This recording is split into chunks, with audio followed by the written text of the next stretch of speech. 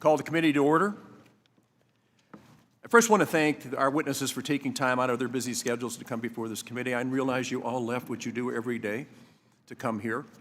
So I hope it's as pleasant as we think it should be. But again, I will just defer. We just came out of Thanksgiving, which is a great, great holiday and she brings family together. And then we're going into Christmas, which is a great holiday also.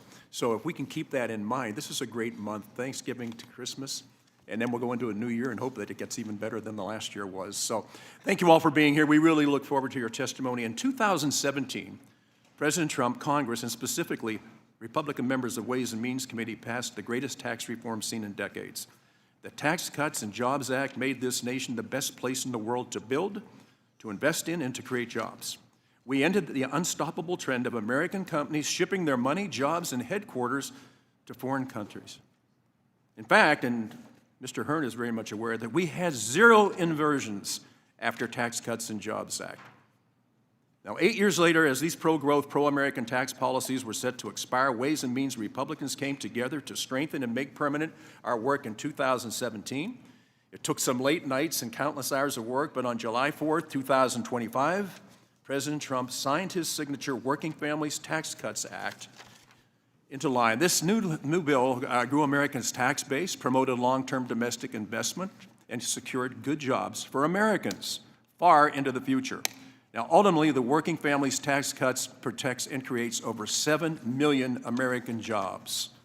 While Republicans were working to strengthen our international tax policy, Democrats worked to undermine American businesses and taxpayers by entering us into Pillar 1 and Pillar 2 of the Organization of Economic Cooperation and Development, also known as OECD, and we are just fascinated with acronyms. I wish we could speak in real language. They say Army manuals are written at a 6th grade level, and that's so people can actually understand them.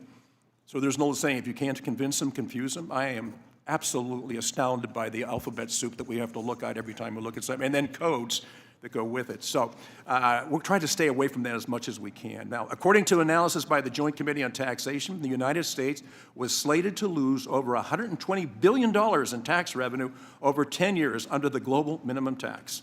President Biden and Secretary Yellen bypassed Congress on these negotiations because they knew just how bad these deals would diminish the economic security of our country.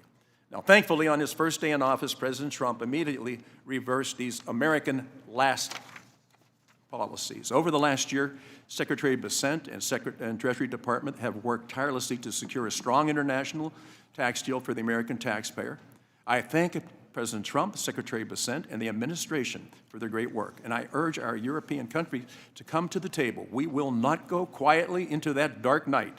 We will work endlessly to provide a fair playing field for our country. It is, after all, America first. I now yield to Ranking Member Thompson for his opening statement.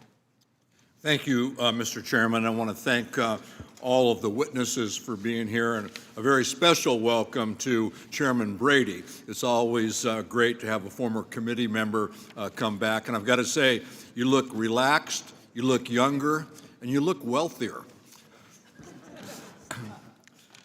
You know, if our Republican colleagues really wanted to seriously discuss global competitiveness, then we'd be talking about the elephant in the room, the Trump administration's reckless and chaotic tariffs. These are crushing small businesses and our farming community and our farmers. Once again, the Ways and Means Committee is fiddling while Rome is burning. Our committee, the House Committee with jurisdiction over tariffs, has sat idly by and done absolutely nothing while the Trump administration has imposed the largest tax in history on the American people. And we've actually surrendered our authority on tariffs to the administration, and that's just wrong. We should be working overtime to take that authority back. Global Competitiveness for American Workers and Businesses, the title of this hearing. Tell that to the Advanced Pressure Technology, a 33-year Napa manufacturer in my district that supplies parts to tech and semiconductor firms. Just this Monday, AP Tech permanently closed its Napa plant and laid off 237 workers in a community with a population of 79,000 people because the business has a significant consumer base outside of the United States, and they simply could not weather this administration's chaotic global trade policy. And I'd like to submit for the record, without objection, Mr. Chairman, the article in the newspaper that addresses this. In fact, the Trump tariffs have been an outright failure nationwide. As Professor Clausing stated in her written testimony, these tariffs amount to a $1,700 tax on each and every household in the United States of America. They've harmed U.S. business competitiveness, and again, as the professor testified, have actually cost the United States manufacturing jobs. But no sector has been harder by these reckless tariffs than our farmers. They've been devastated by this trade war. U.S. agricultural exports to China fell by more than 50% at the height of the trade retaliation. Soybeans exports collapsed so severely that prices dropped to decade-long lows, with prices falling some 34% from prices in 2021. Dairy products have faced declining market access, and pork producers lost major overseas buyers. Nearly 8,000 farms shut down nationwide during the early phase of the trade war. These aren't abstract numbers. These reflect a major harm that's been imposed on our constituents. These tariffs slammed the door on foreign markets that took decades to build. Farmers cannot simply wait out a trade war. Once a foreign buyer shifts to another country, to Brazil or to Europe, those markets don't come back easy. This committee should work together to take back our tariff authority and develop a sensible, consistent trade policy rather than letting the administration run roughshod over the United States Congress. I'm sure many of my colleagues on the other side of the aisle are hoping that the Supreme Court does their job for them, and maybe they will. But that doesn't change the fact that struggling businesses, struggling farmers, and everyday Americans who are struggling to keep up with ever-rising prices are asking Congress for help, and Republicans continue to turn a deaf ear to their pleas. I would hope that we could agree that affordability is a major issue impacting all of our constituents, and the best place to start to address this is in the tariff space. And I yield back the balance of my time. Thank you, Mr. Thompson. I'm now going to introduce our witnesses first. Kevin Brady, who is the 66th chairman of the House Committee of Ways and Means and the author of the Tax Cuts and Jobs Act in 2017. It's great to have you back, sir. Agnes Webb is Vice President of Tax at Sylvamo. Brett Wells is the John Mixon Chair and Professor of Law at the University of Houston Law Center. And Kimberly A. Clausing is Eric M. Zolt Chair in Tax Law and Policy at UCLA School of Law. Thank you all for joining us today. I know you take a day out of your lives to come and do this. We really appreciate it. I am going to encourage all members to stay here until you finish your testimony and they finish their question. I think it's only courteous if we ask you to come in for a full day, that we should probably stay for the whole time you're here. So that's just a personal request of my own. We'll see how many people follow that. So thank you for joining us today. Your written statements will be made part of the hearing record, and you each have 5 minutes to deliver your oral remarks. Mr. Brady, please start. Thank you, Chairman Kelly, Ranking Member Thompson, distinguished members of the Tax Subcommittee. It's an honor to be here today.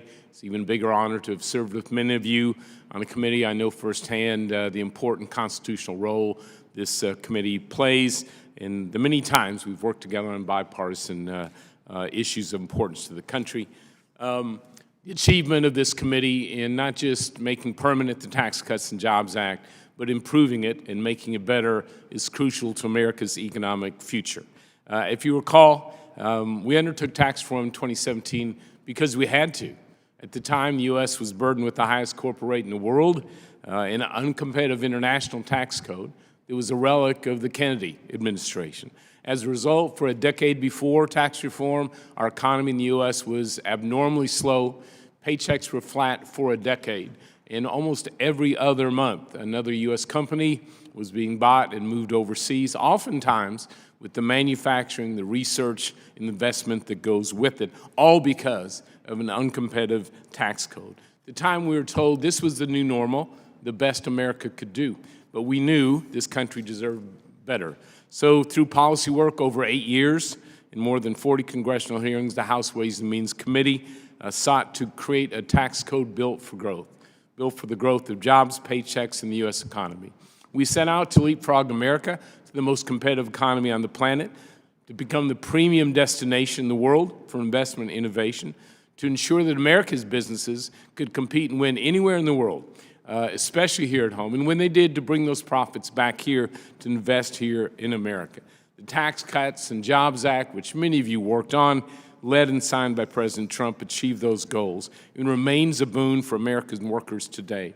And if you recall, in the first most important step, we lowered the corporate rate to 21% from 35%. We replaced the outdated worldwide system of taxation with the territorial one. We pioneered the creation of the first global minimum tax. We established safeguards against exporting business income to low-income tax states and importing deductions to domestic returns. And we created crucial investments, incentives to spur U.S. investment innovation here at home. As you noted, after that, zero inversions from the day it was signed. But those benefits to American workers and families were at risk if Congress didn't act, if you didn't act in 2025 to make those tax reforms permanent. So Republicans in Congress beat all expectations by quickly delivering to the president tax policy that locked in the pro-growth provisions of the TCJA, fully restored incentives for innovation and competitiveness investment in America, and made real, thoughtful improvements in international taxes to ensure American businesses can continue to compete and win in the global marketplace. Both for the short and long term, the Working Families Tax Cut is already proving to be a success, especially in the international tax area. It's spurring investment, keeping jobs in the United States, and positioning America to lead in innovation and exports for decades to come.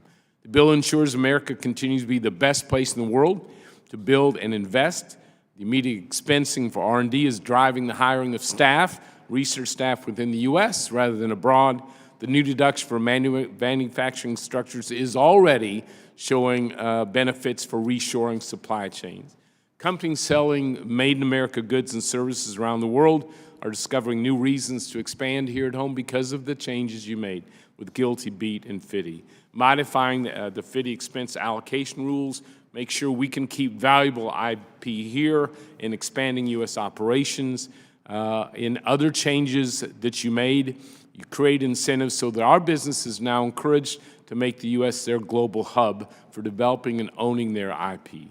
Modifying the expense allocation rules for GILTI, make sure we don't have double taxation. We don't damage the competitive position of U.S. companies, making it harder for them to grow jobs here at home. And the reforms you made are crucial in how you overhauled export-related income. You've created a powerful incentive to locate production, intellectual property, and profits here in the United States, and as a result, the One Big Beautiful Bill will make the U.S. the most competitive in artificial intelligence and lead in this area. In closing, I would say these are signals and signs that should be embraced by members of both parties.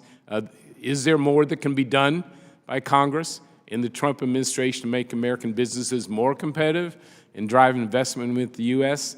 Absolutely, starting with the work you were doing at the OECD, and there are a number of other next steps this committee can consider to build even more on the intent of you in Congress in this new tax bill. And Mr. Chairman, I would ask my written testimony be reflected in the written record. It will be. Thank you so much. Sir. Good to see you again, sir. Professor Wells, you are now recognized for 5 minutes. Thank you. My name is Bret Wells. I'm a professor of law at the University of Houston Law Center, and I want to thank the committee for inviting me to testify at today's hearing. And I also ask that my full written testimony be included in the record. Let me begin by stating that in 2017 and 2025, Congress enacted several notable international tax reform measures, and this committee is to be commended for its role in making that happen. Even though important progress has been made, more can and should be done. First, I want to address inbound international taxation. In order to preserve competitive neutrality and raise much-needed revenue, Congress must ensure that business profits earned within the United States are subjected to a comparable amount of taxation, regardless of whether the U.S. situs business is owned by a U.S. person or a foreign person. To accomplish this goal, the United States must build on its recent reform efforts and address related party earnings stripping transactions. Historically, the United States had failed to meaningfully restrict inbound earnings stripping opportunities, and the historic failure created a competitive advantage for foreign-based corporations in the ownership of U.S. situs businesses. Corporate inversions were a visible manifestation of the larger inbound earnings stripping cancer. The corporate inversion phenomenon represented an effort by U.S.-based multinational corporations to become a foreign-based multinational corporation exactly because it coveted the inbound earnings stripping opportunities available to foreign-based multinational corporations. Congress was thus right to enact reforms, and the reform of Section 163J, coupled with Congress's enactment of Section 59 Cap A, represent the most comprehensive congressional effort to address inbound earnings stripping in decades, perhaps ever. These were needed reforms. Even though Congress took important steps to address the systemic inbound earnings stripping challenges, more can and should be done.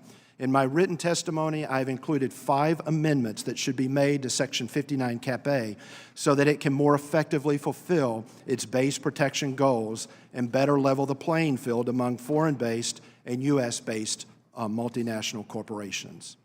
Second, I want to address outbound international taxation. In 2017, Congress enacted Section 951 Cap A as a global minimum tax. And in 2025, Congress enacted further technical corrections to make it a more effective global minimum tax. For the reasons further articulated in my written testimony, I believe that Section 951 Cap A is a much more effective global minimum tax in comparison to the OECD's Pillar 2 acronym framework. Thus, Congress was right to enact Section 951 Cap A, and Congress was right to reject the invitation to adopt Pillar 2. However, now that the global minimum tax of Section 951 Cap A is in place, this is an opportune moment for you to consider further reforms to U.S. outbound international taxation. The first needed outbound reform measure that should be considered is legislation that would address CFC inbound tax planning. Under current law, a controlled foreign corporation of a U.S. multinational corporation can sell goods into the United States economy or provide services to U.S. customers from offshore and achieve a lower tax rate than would occur if these goods or services were routed through domestic corporations. This is an inappropriate tax loophole that should be closed. It should not be the case that a U.S. multinational can achieve a lower tax rate on the sale of goods or the provision of services to U.S. customers via offshore affiliates than would be possible if those activities were conducted through domestic corporations.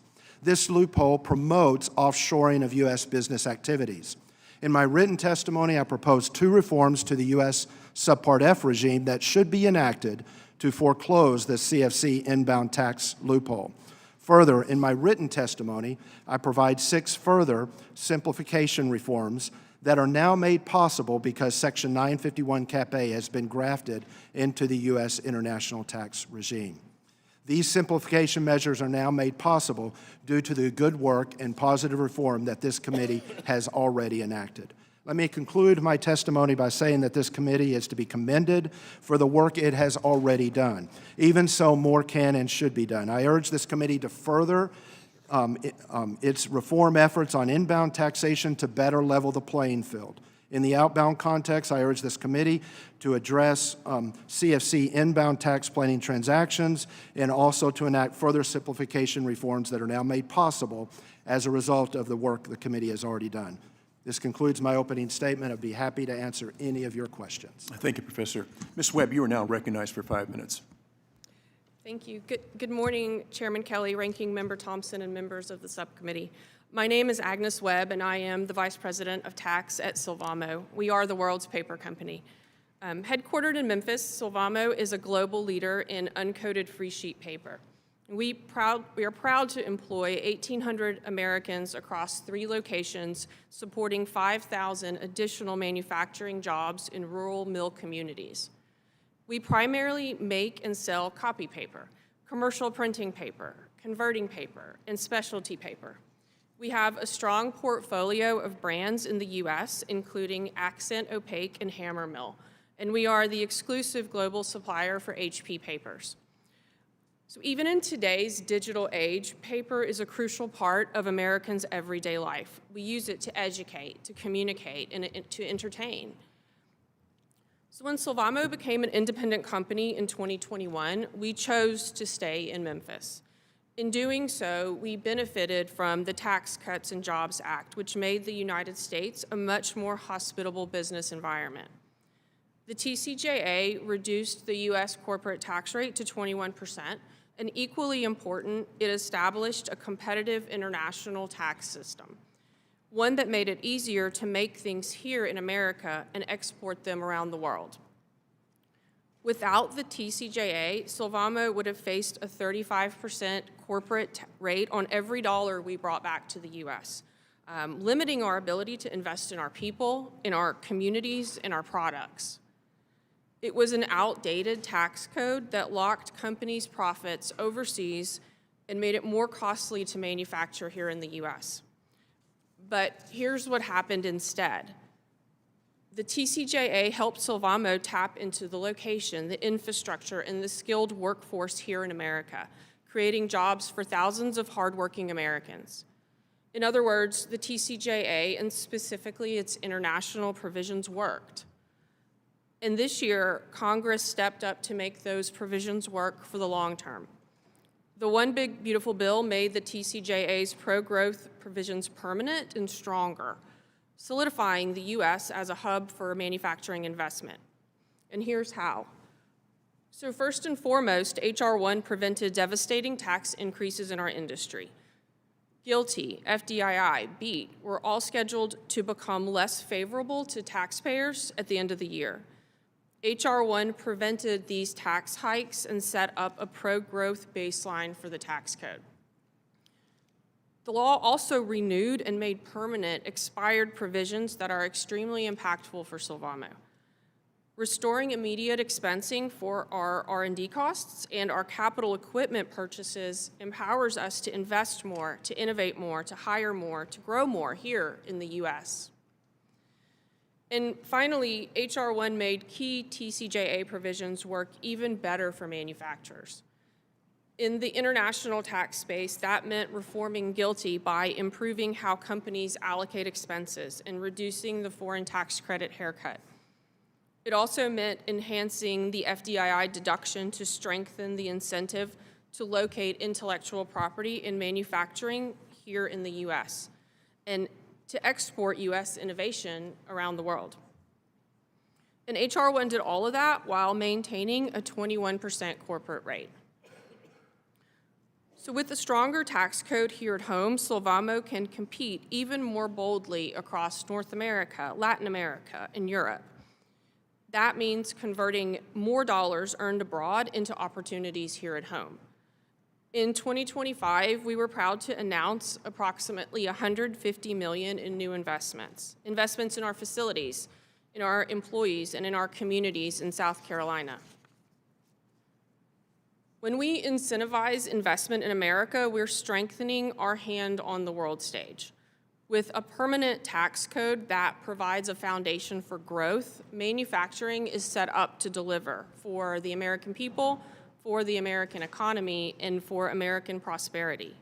And that's what Congress did with H.R. 1. That's what makes Sylvamo's story possible, and that's how we secure a true U.S. manufacturing renaissance. Thank you. Thank you, Ms. Webb. Professor Clausing, you're now recognized for 5 minutes. Thank you.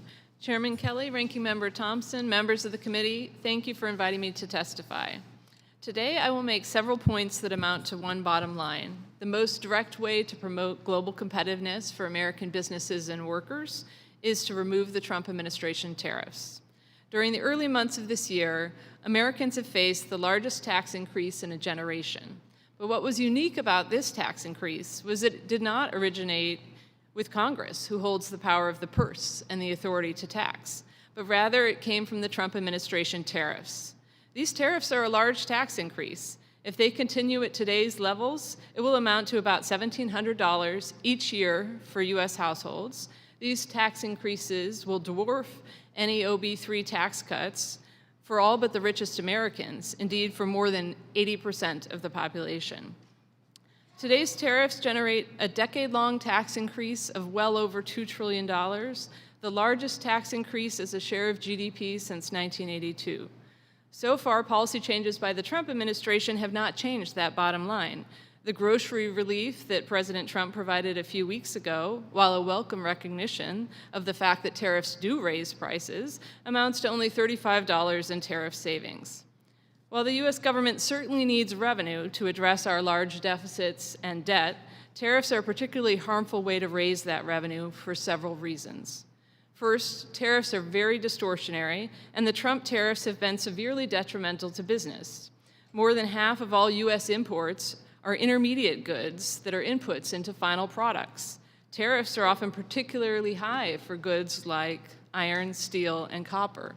These tariffs on inputs raise costs for U.S. firms, whereas their competitors abroad often have tariff-free access to inputs. This means that U.S. manufacturers are losing competitiveness. Tariffs harm our export industries by moving resources toward producing goods we would ordinarily import. U.S. exporters are also losing market share due to foreign government retaliation and changes in foreign consumer sentiment due to the trade war.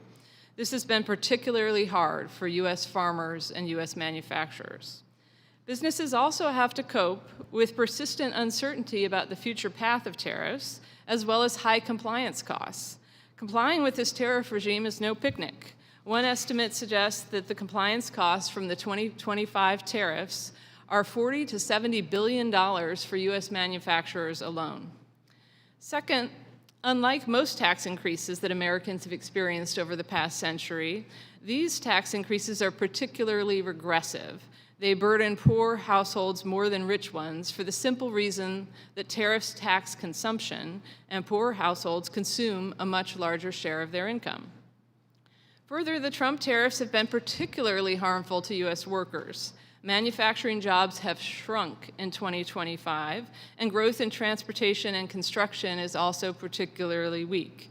Indeed, in the recent data, and for the first time since the pandemic, the United States is on net losing blue-collar jobs. Year-on-year job losses are at about 60,000.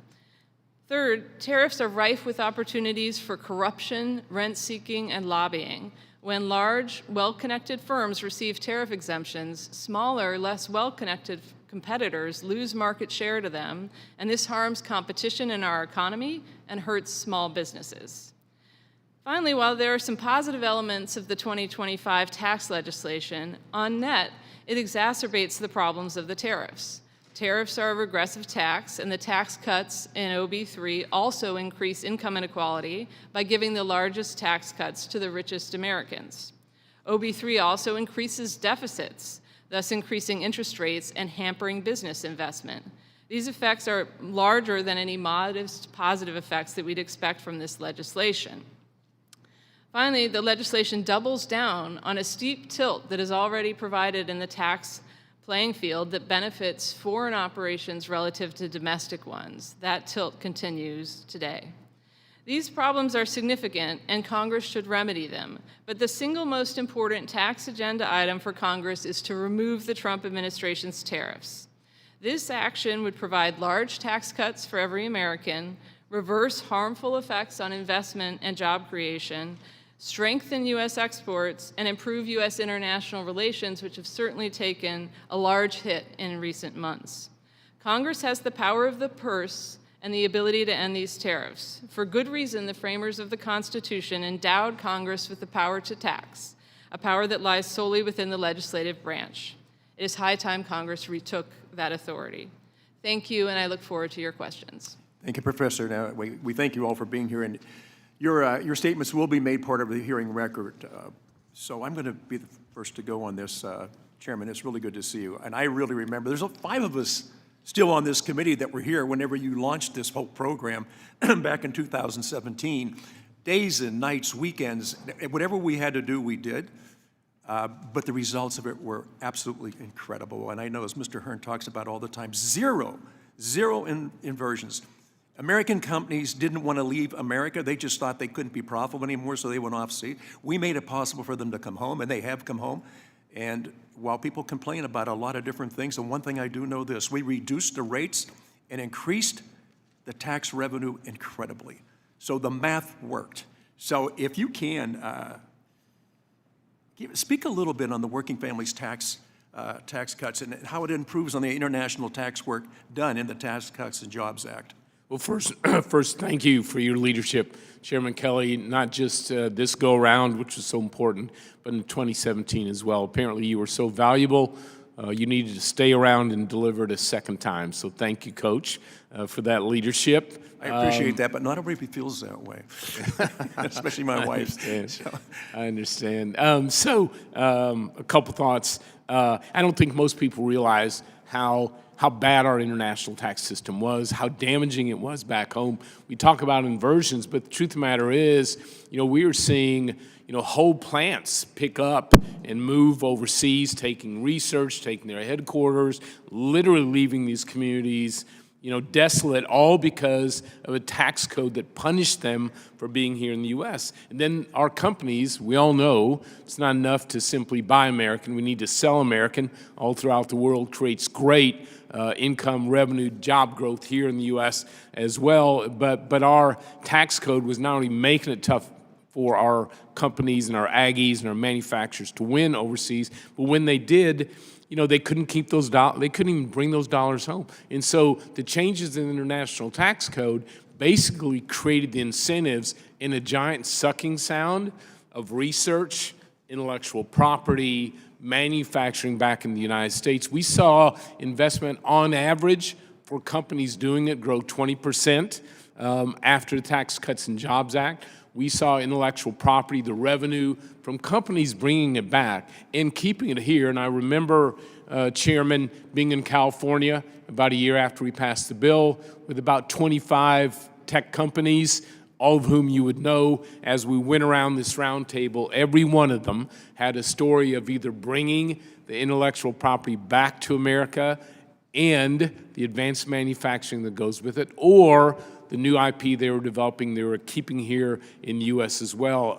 All of those benefits had a huge role in allowing companies to do more manufacturing, more innovation in the U.S., do more of the investment that allows them to compete and win around the world. And so, yeah, the outcome of getting tax reform right, and then what you built on that, what we know in the international tax system, is really complex.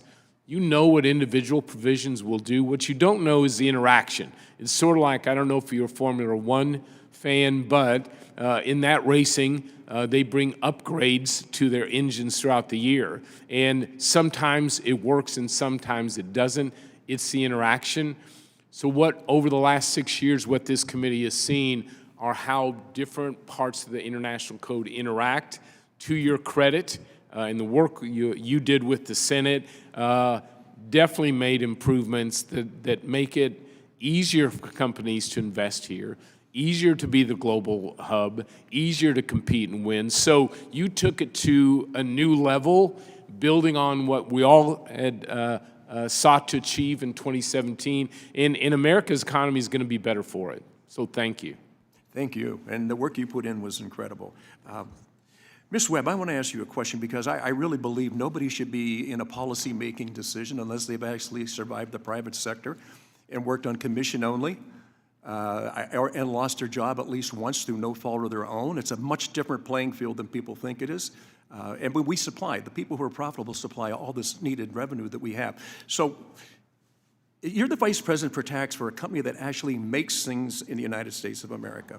How have the changes we made this year to the international rules impacted you and when you make decisions about where to invest capital and workers at the margin? So if you would please weigh in that, because you're the person that's on the field every day. You're actually in this, and you either benefit or you look at what the government's put in place and say, I thought you guys were looking for more tax revenue.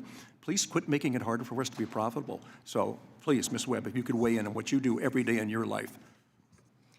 Yeah, thank you for that opportunity. I think, we start with the foundation that TCJA set in creating a much more competitive tax code for the U.S., especially U.S. manufacturers.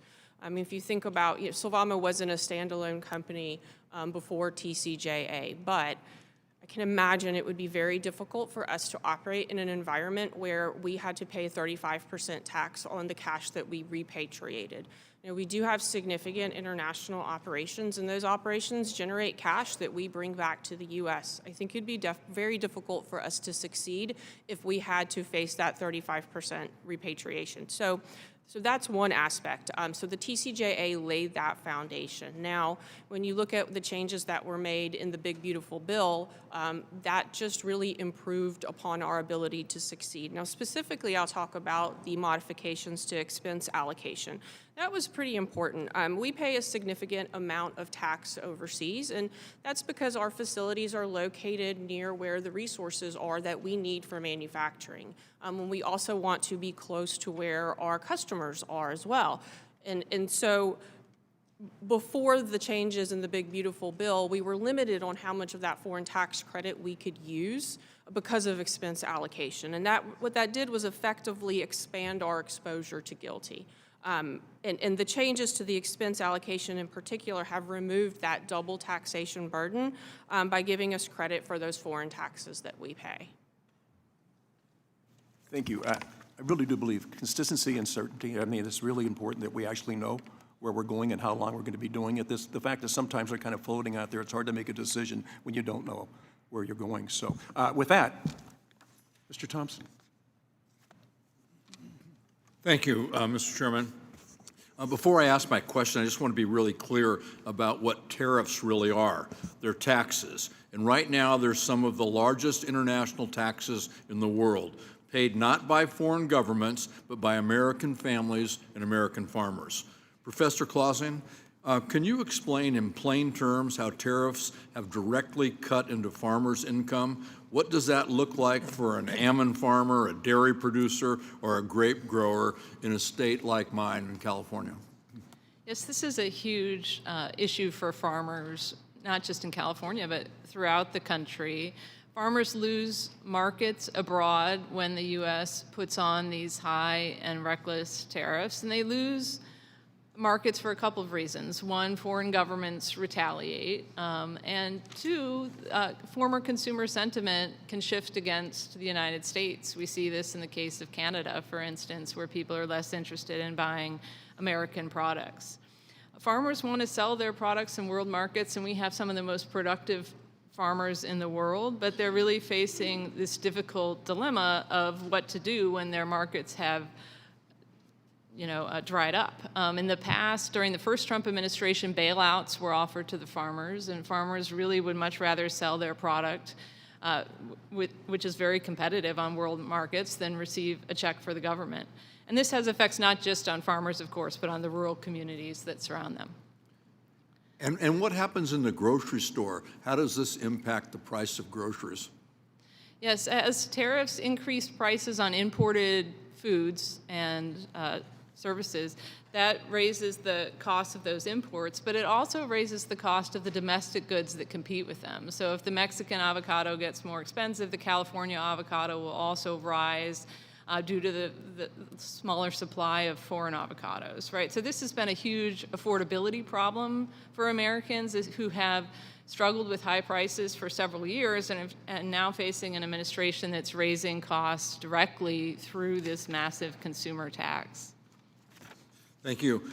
We spend a lot of time in this committee talking about affordable housing, as we should. It's a real problem in everybody's districts.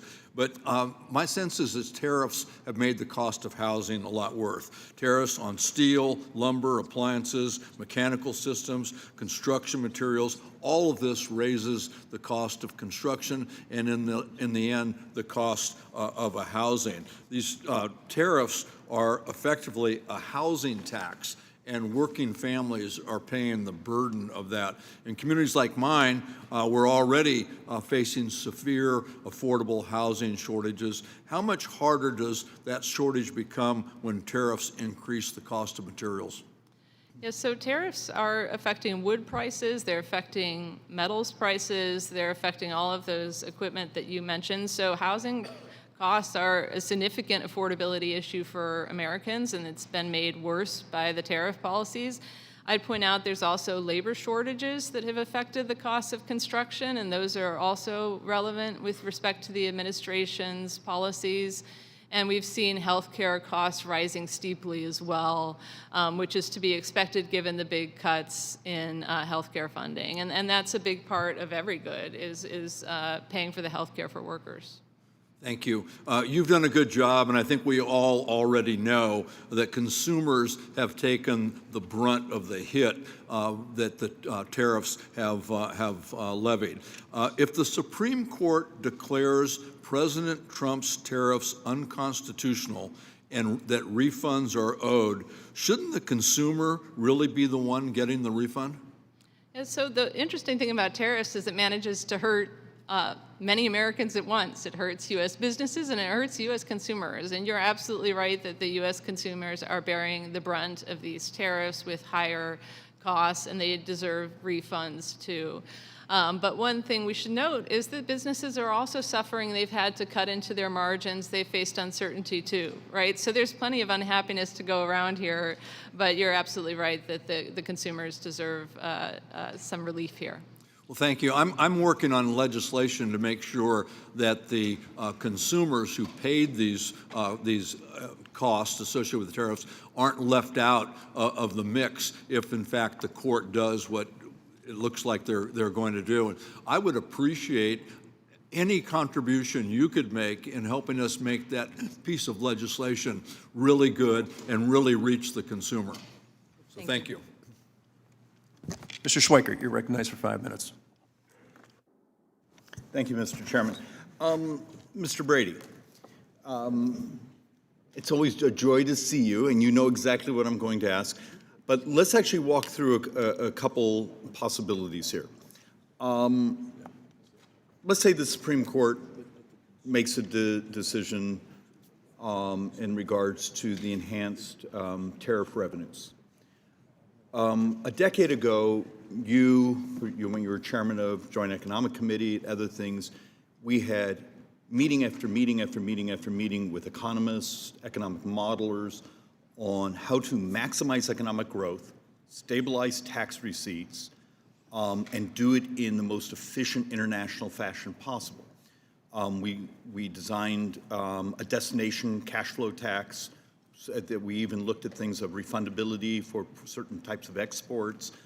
Do you still believe that the work we did several years ago is economically viable?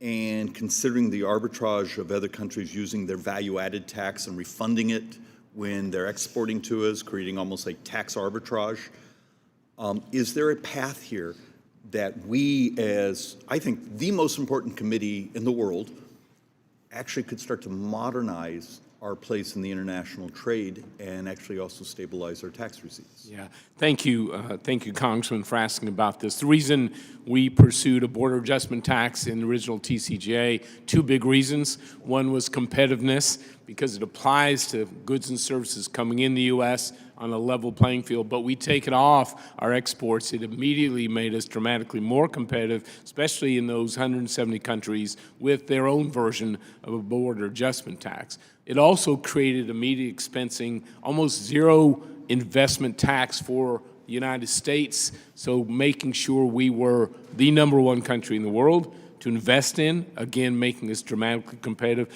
The simplicity of it was, I think, the beauty, because essentially what this tax would do, the border adjustment tax, would have wiped out huge portions of the international tax code and replaced it with the simple question: do you sell your product here in the United States? Do you sell it here? Doesn't matter where you produce it, doesn't matter how it's done, do you sell it here? Everyone pays exact, at the time, 20% tax. So we basically took away a Made in America tax and created a level playing field and sort of a consumption tax in business that really drove simplicity in a big way. So we saw those as big benefits. The other one, Congressman, if you remember, we really believed President Trump's never been shy, about his use of tariffs, his leverage. The border adjustment tax really, I think, was an elegant, a smart way to not just be competitive, but to enhance our trading relationships and our benefits, making us more competitive. And so that's why we had proposed it. As you know, we didn't have the votes. And I think in big part because while the idea's been around for a long time, it was new for many. And when you go bold, you need the time to sit down with the industries and the companies that are impacted. Retailers were concerned, refiners were concerned, others just didn't know. We didn't have the time to sit down and really have some thoughtful conversations about how to make sure those industries and sectors so important in our economy, those issues could be addressed. And so we didn't have the vote. We had to set it aside. I think over time, if you have those thoughtful conversations, Congressman, if you work through those areas of concern, and if you recognize we were seeking to do that so that we could lower taxes on businesses, on families. So we're not using it for spending, we're using it for pro-growth measures, let people keep more of what they earn. I think there is that value. Now, does it have political support today? I don't know. That's really for members who are interested in that approach to explore further. But at the end of the day, I think the committee, we should always be looking for a way to be more competitive, simplify the code, make us even stronger economically, just as you did, by the way, in this new tax bill, especially in the business provisions, the international tax. It was a great job there. All right, Mr. Chairman, I hope at some point we get a second round because I wanted the professors, because some of his writings in regards to some of these things. But I think we intellectually need to be prepared for what's the next step and what would maximize economic prosperity, and particularly for both the left and the right, wage growth. And we have some very good economic modeling underneath this. And with that, I yield back. Ms. Moore, you're recognized for 5 minutes. Thank you so much, Mr. Chairman, and thank you, members of the committee and our extraordinary witnesses. I want to say good morning, particularly to the Honorable Mr. Brady, former member, chairman of this committee. Always good to see you and to welcome you back. I do have a question for you, Mr. Brady. And I just am asking you to imagine yourself back in Congress. Article 1, Section 8 of the Constitution. Do you or do you not believe that Congress has trade authority, and would you, as chairman, be fighting for the right of having trade authority? Well, I actually helped lead the legislation that defined the trade rules for Congress and every administration, making our negotiations more transparent, giving the public time to weigh in, making sure we were building a U.S. consensus on agreements like the U.S.-Mexico-Canada agreement, the most consequential agreement, frankly, on the planet, and one that benefits America in remarkable ways. Congressman, I would talk trade with you all day if I had the opportunity to do that.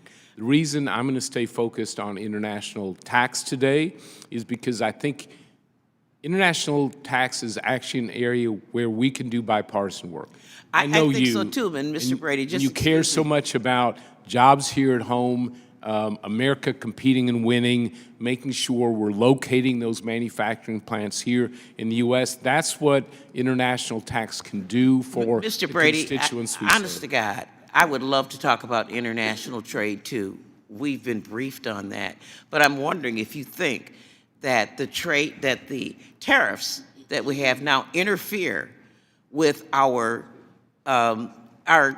international trade relations? Does it interfere at all? Yes, so again, Congressman, I think for the hearing today, I would actually encourage my Democrat colleagues to stay focused on the parts of international tax Gotcha. because it plays such a crucial role Got to you. your constituents Ms. back Professor home. Clausing, let me move on.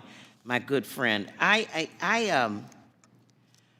was looking at Section 232, and the president has imposed tariffs based on a national security threat, and none of the things that we see, the president is mad at somebody, should invoke Section 232. And as a matter of fact, we don't know. There's no transparency, as Mr. Brady talked about the importance of transparency. There's just no transparency about which countries or which items are exempt. We've heard the excuse that a trade deficit is the reason that we've got to do this. We have a trade deficit with Madagascar, for God's sake. I've been there. It's like the poorest place on earth. We're always going to have a trade deficit with them. And so I am wondering, can you speak about the transparency of certain exemptions? For example, there's a company in my district, 97-year-old business called Hellwick Carbon Products. It's a U.S. family-owned manufacturer, and they rely on copper powder from India and Germany to make copper graphite products. Of course, there's no copper processing companies in Wisconsin or in the United States to make copper powder, and the barriers to building one are nearly insurmountable. As I said, this is a 97-year-old thing, and why don't they have a waiver for this company? Yeah, that's an excellent point, and I also appreciated your points about national security. Like, one of the goods that we're protecting with national security tariffs right now is kitchen cabinets, and last time I checked, those weren't really a national security issue. The tariffs have been levied with a very mercurial, non-transparent way, and the exemptions are also very non-transparent and uncertain.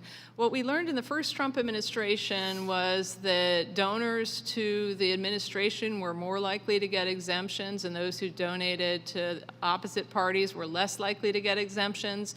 So this is putting sort of a political thumb on the scales in favor of some well-connected and large companies relative to the small ones that may not have the resources to lobby the president and the administration on this issue. So I am a firm believer in markets determining which companies succeed rather than the whims of tariffs, which can also lead to— So you're not opposed to all tariffs, it's just that this is like willy-nilly, is that your point? This is very willy-nilly. I think tariffs can have a very limited, narrow use for things like national security or areas where we have a specific thing we need to remedy, but this is way beyond the scope of that, just orders of magnitude larger and more disruptive than that more narrow use.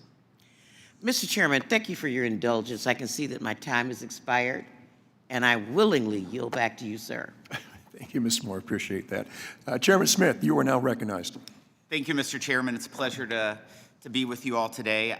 Before I begin, I would like to welcome each and every one of the witnesses. I'm particularly grateful to have my former chairman of the committee, Mr. Kevin Brady, back with us after we were able to make some permanent. So many of those successful tax policies that helped out shepherd the law in 2017. It's good to have you with us. The economic expansion and wage growth, particularly for middle and low-income Americans, that followed the passage of the TCJA inspired and it motivated this Congress. It motivated this Congress to build on those policies and enact additional tax relief for working families and for farmers and for small businesses. Now I'd like to say a few words about ongoing Pillar 2 negotiations and the side-by-side agreement as well. I applaud President Trump's leadership that started on day one of his presidency with an executive order designed to stand up for American companies and American workers, which was absolutely lacking in the prior administration.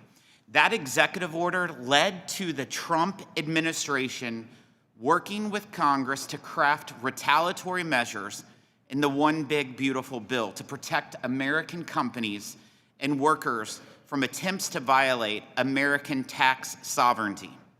I, along with Senate Finance Chairman Mike Crapo, agreed to remove those retaliatory measures from the bill when the G7 publicly stated its intent to move forward with a side-by-side system that respects the U.S. sovereignty.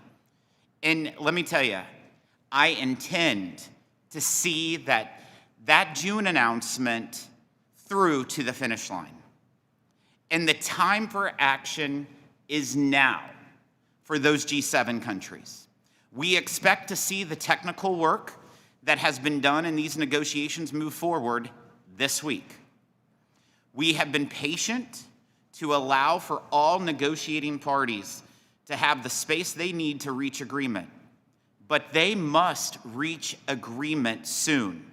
As Chairman Crapo and I said in June, and I'll quote what we said in our release, we are committed to restoring Americans' confidence in our representative government by putting America first.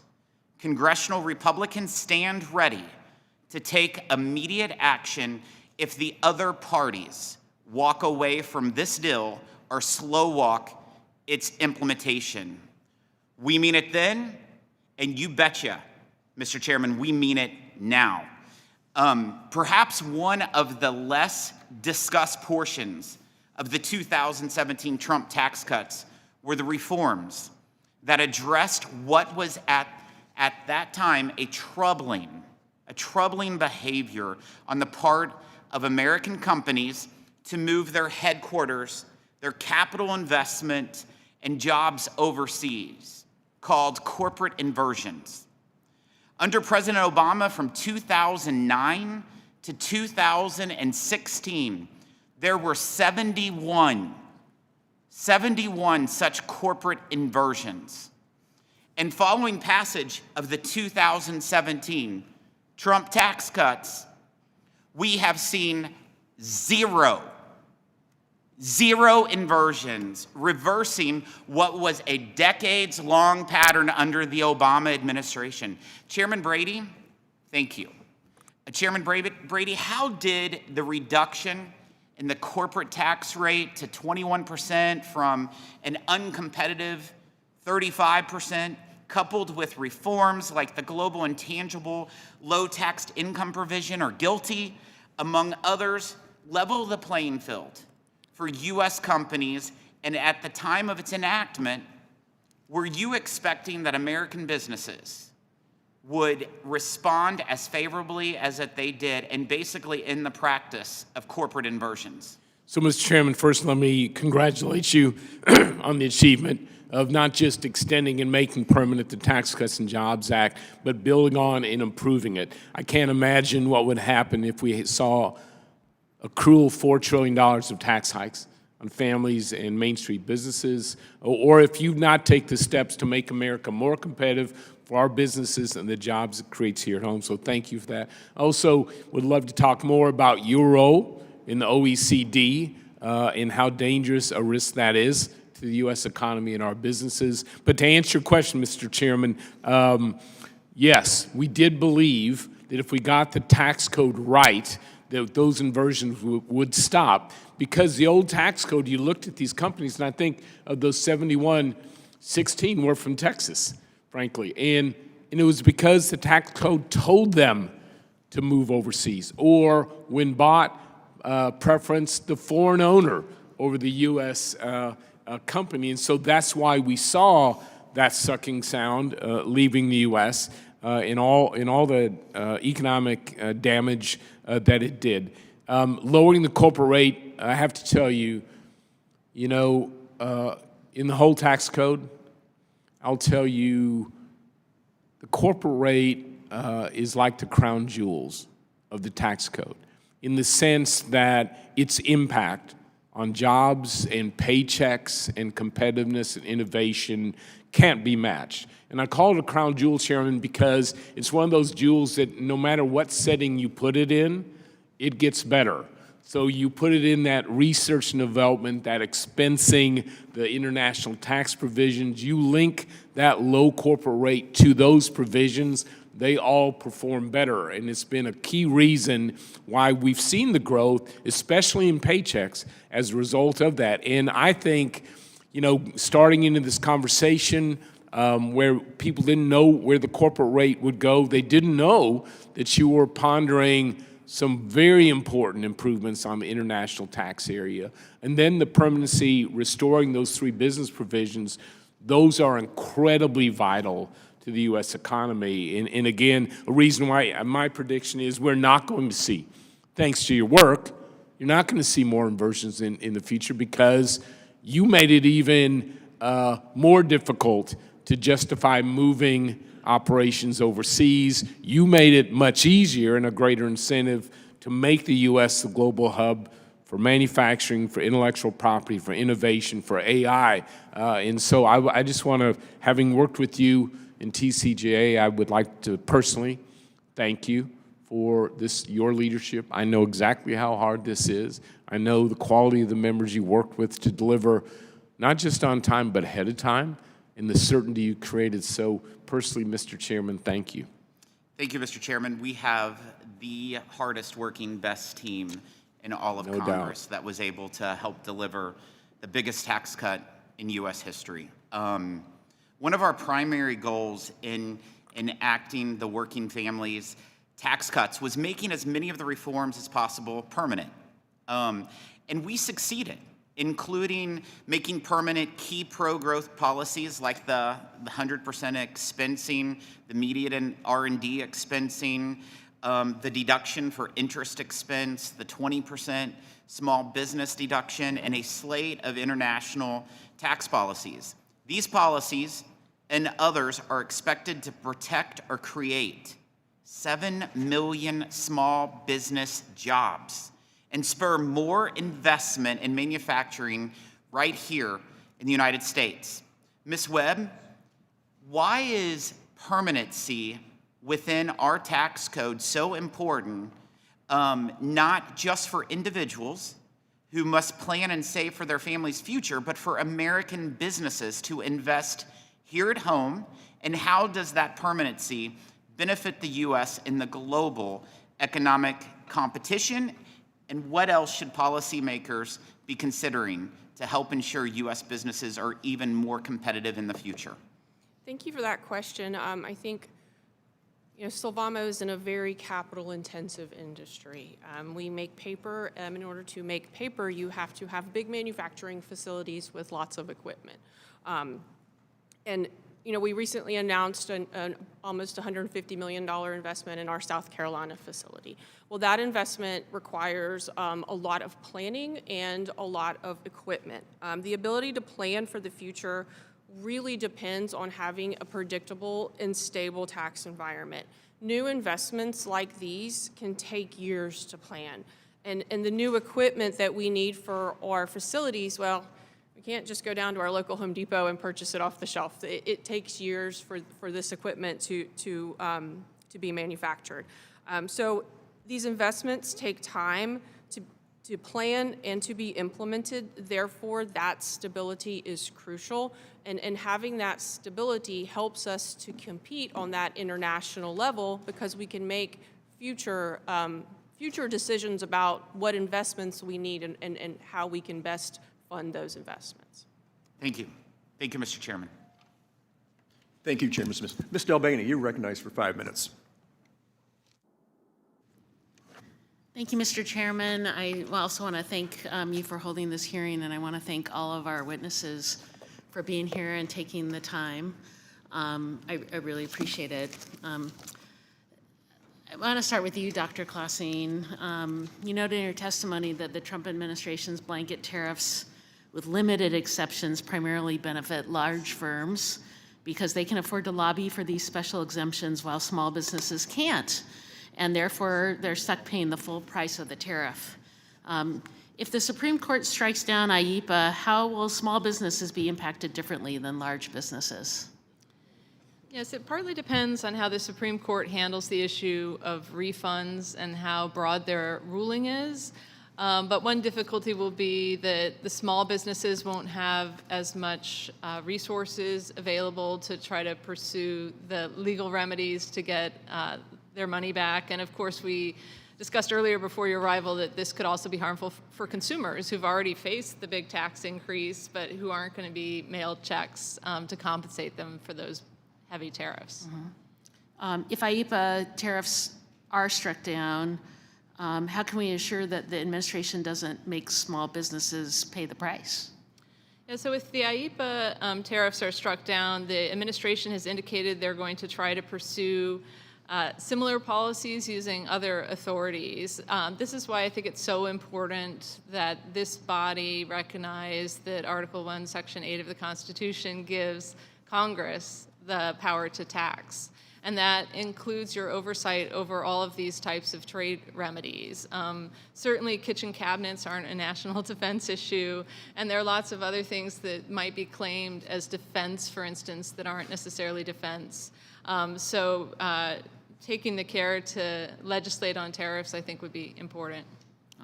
I agree. The administration has also claimed that its tariff policy is designed to bring manufacturing back to the U.S., but as you know, tariffs on intermediate goods make it more expensive to manufacture in the United States. So it's not surprising that we've seen a decline in U.S. blue-collar employment since Trump's tariffs went into effect. That's not been an increase. And so surely there's a better way to do this. What principles would you use to guide a strategic approach to tariff policy that benefits, not harms, American businesses and workers? Yes, you're exactly right about the harms to manufacturing and to investment. And one thing that concerns me about this present time is that the headwinds from the tariffs are going to offset any positive effects that we might expect from provisions like expensing. And that's part of why we see this net decline in blue-collar employment, which is a real problem. So the principles under which tariffs should be used, I think, are very narrow. There's better instruments for almost every policy goal. If you want an industry to expand, you can subsidize it without also providing the consumers a big tax. And there are some narrow areas, of course, where foreign governments might have done something where you want to respond with a narrow targeted tariff. But I don't think it would entail anything like over a $2 trillion tax increase over a decade to address these very narrow things. So I would focus on areas where we think tariffs are the best, most direct policy response, but I would argue that in almost every instance, they're not going to be the ideal response. And another good reason to go through Congress. Yes. Chairman Brady, it's great to see you. Thanks for being here. It's strange to see you sitting down there. You've been a dedicated advocate for the benefit of trade deals and that bring economies closer through shared rules and reduced tariffs.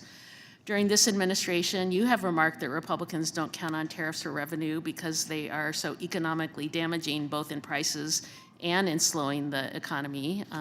Yet Trump has repeatedly suggested replacing income taxes with tariff revenue, but only Democrats seem willing to point out how far-fetched and damaging that proposal would be. So what do you make of the president's proposal, and do you think Congress would have to approve such an approach?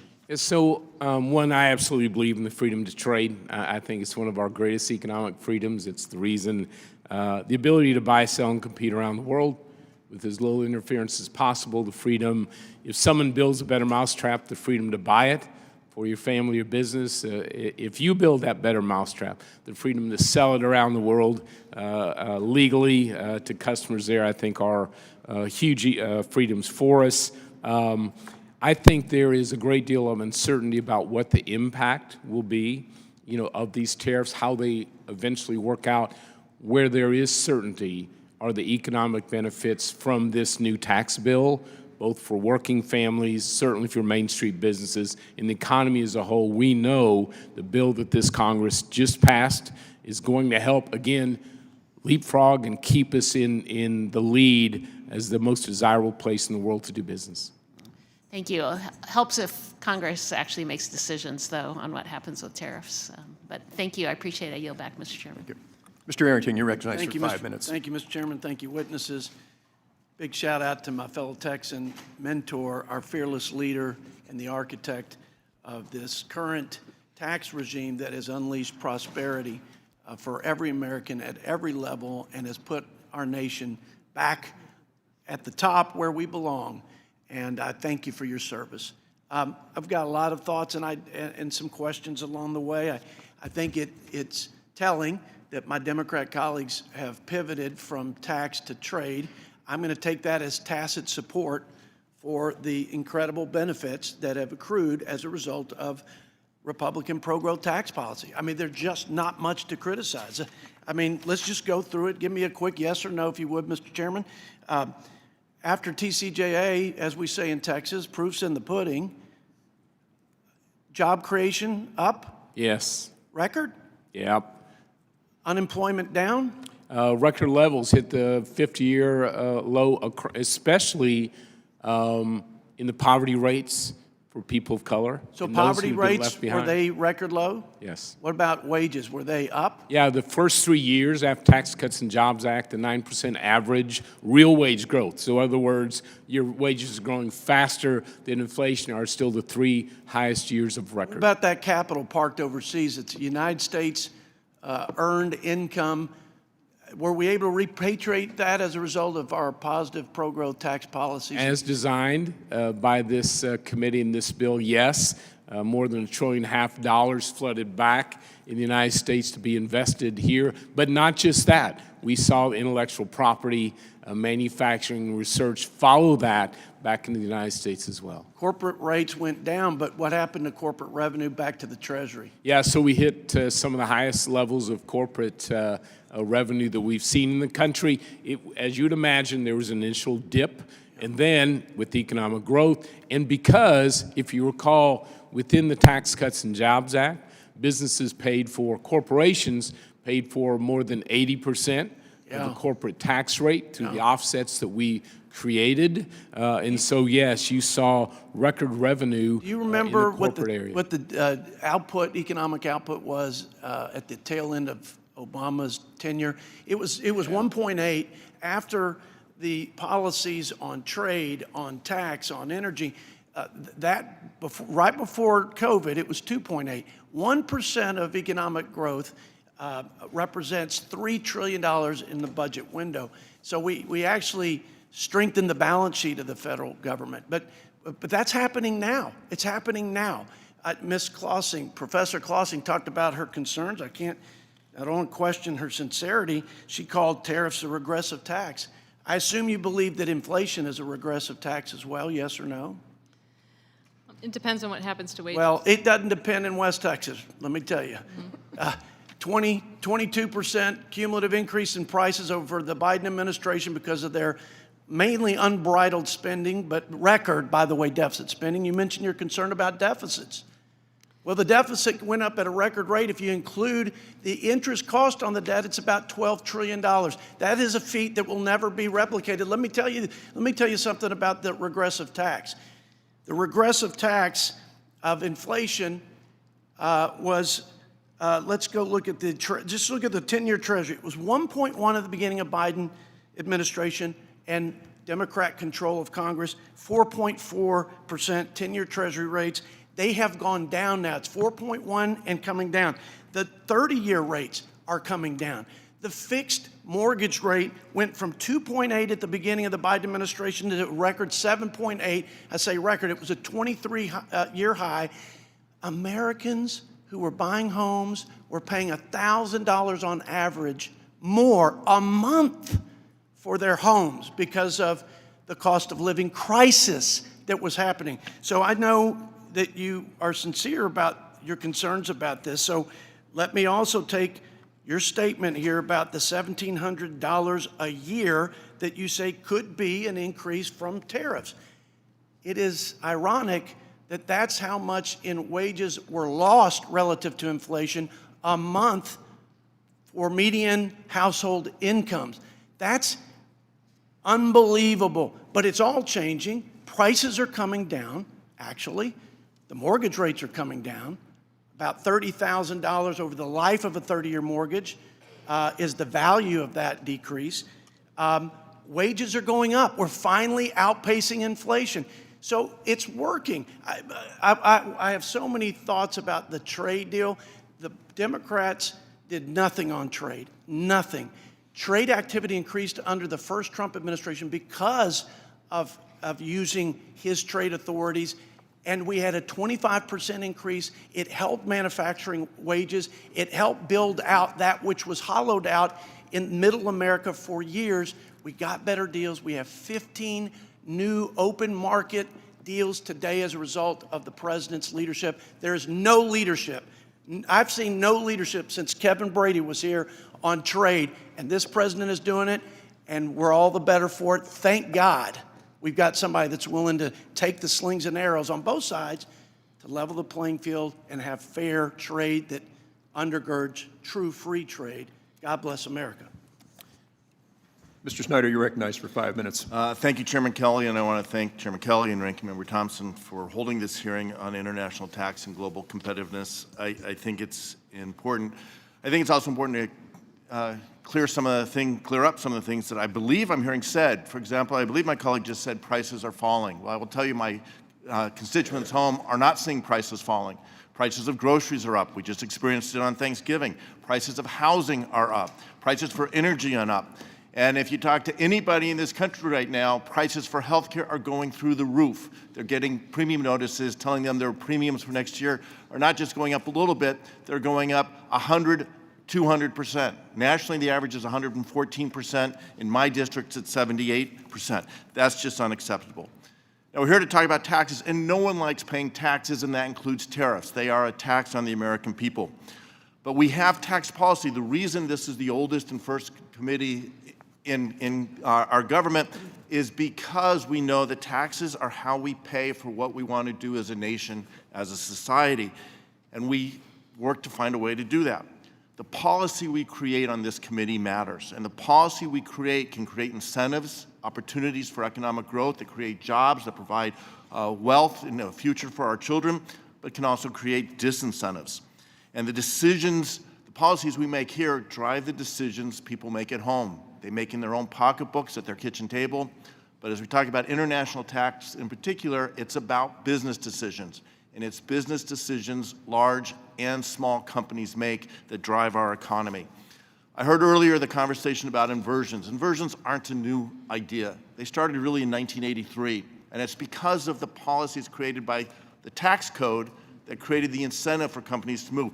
These aren't business strategies that drove inversions. It was tax policies that drove the decisions to make inversions.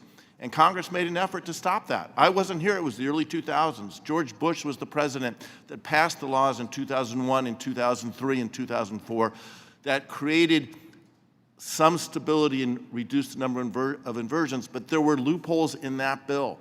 And the loopholes of the policies created by this committee in the early 2000s is what led to the inversions in the mid part of the 2000 and 2010s.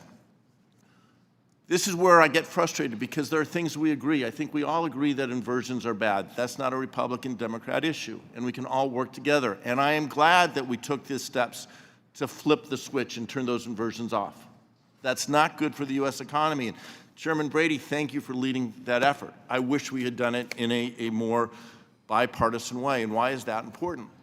Well, Ms. Webb, you talked about your experience as a business operator, business owner. We need business owners, large and small, make their decisions. What will they need to succeed? They need a stable business environment. And that is affected by the political instability and the tax policy instability that is affecting American companies today. And that's why it's so frustrating. You talked about making a $150 million investment in South Carolina. In my district, a company made the decision to cancel a $100 million investment in my district with all that meant in construction and jobs on April 9th because of the tariff policy that President Trump announced. And I'm proud that that company is leading the charge, and it was at the Supreme Court trying to get those policies reversed because it's hurting small businesses. Tariff and tax policy belongs starting in this committee.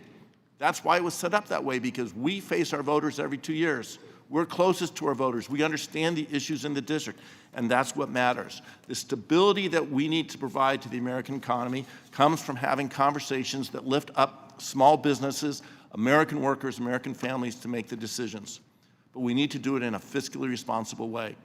I realize I'm not going to ask a question. I got on a soapbox. But the deficit for the last 2 months of fiscal year 25 was $1.7 trillion for the last 2 months. That's not sustainable. And that was not because of the last administration. That's the policies this administration is taking. And manufacturing for the last 9 months has contracted in this country. The policies the administration is taking and the failure of our Congress under Speaker Johnson to take policies to lift up the economy means that we're losing jobs, we're shrinking manufacturing. If we're not making things in this country, we're not prepared for the future. So I appreciate that there's a desire to celebrate the bills that pass. Well, no one's happy with the OBB. They're feeling that pain. We should be talking in this committee about international tax, the need to get to a decision and a conclusion on Pillar 2 by the end of this year, and to work to level, Speaker Brady, you said, or Chairman Brady, you said it perfectly. We need to level the playing field so American companies, American workers, American families can compete. They can buy products that meet the needs for themselves and their families, and the American economy can grow in a way that leads the world as it should. I didn't mean to have a long speech, but I did. I yield back. Thank you. Now, pursuant to committee practice, we'll now move to a 2-to-1 questioning. Mr. Hearn, you're recognized for 5 minutes. Thank you, Mr. Chairman. Thank the witnesses for being here. Before we get into today's testimony, I want to give credit where credit's due. First of all, I want to say thank you to my dear friend, Mr. Snyder, on his comments on international tax.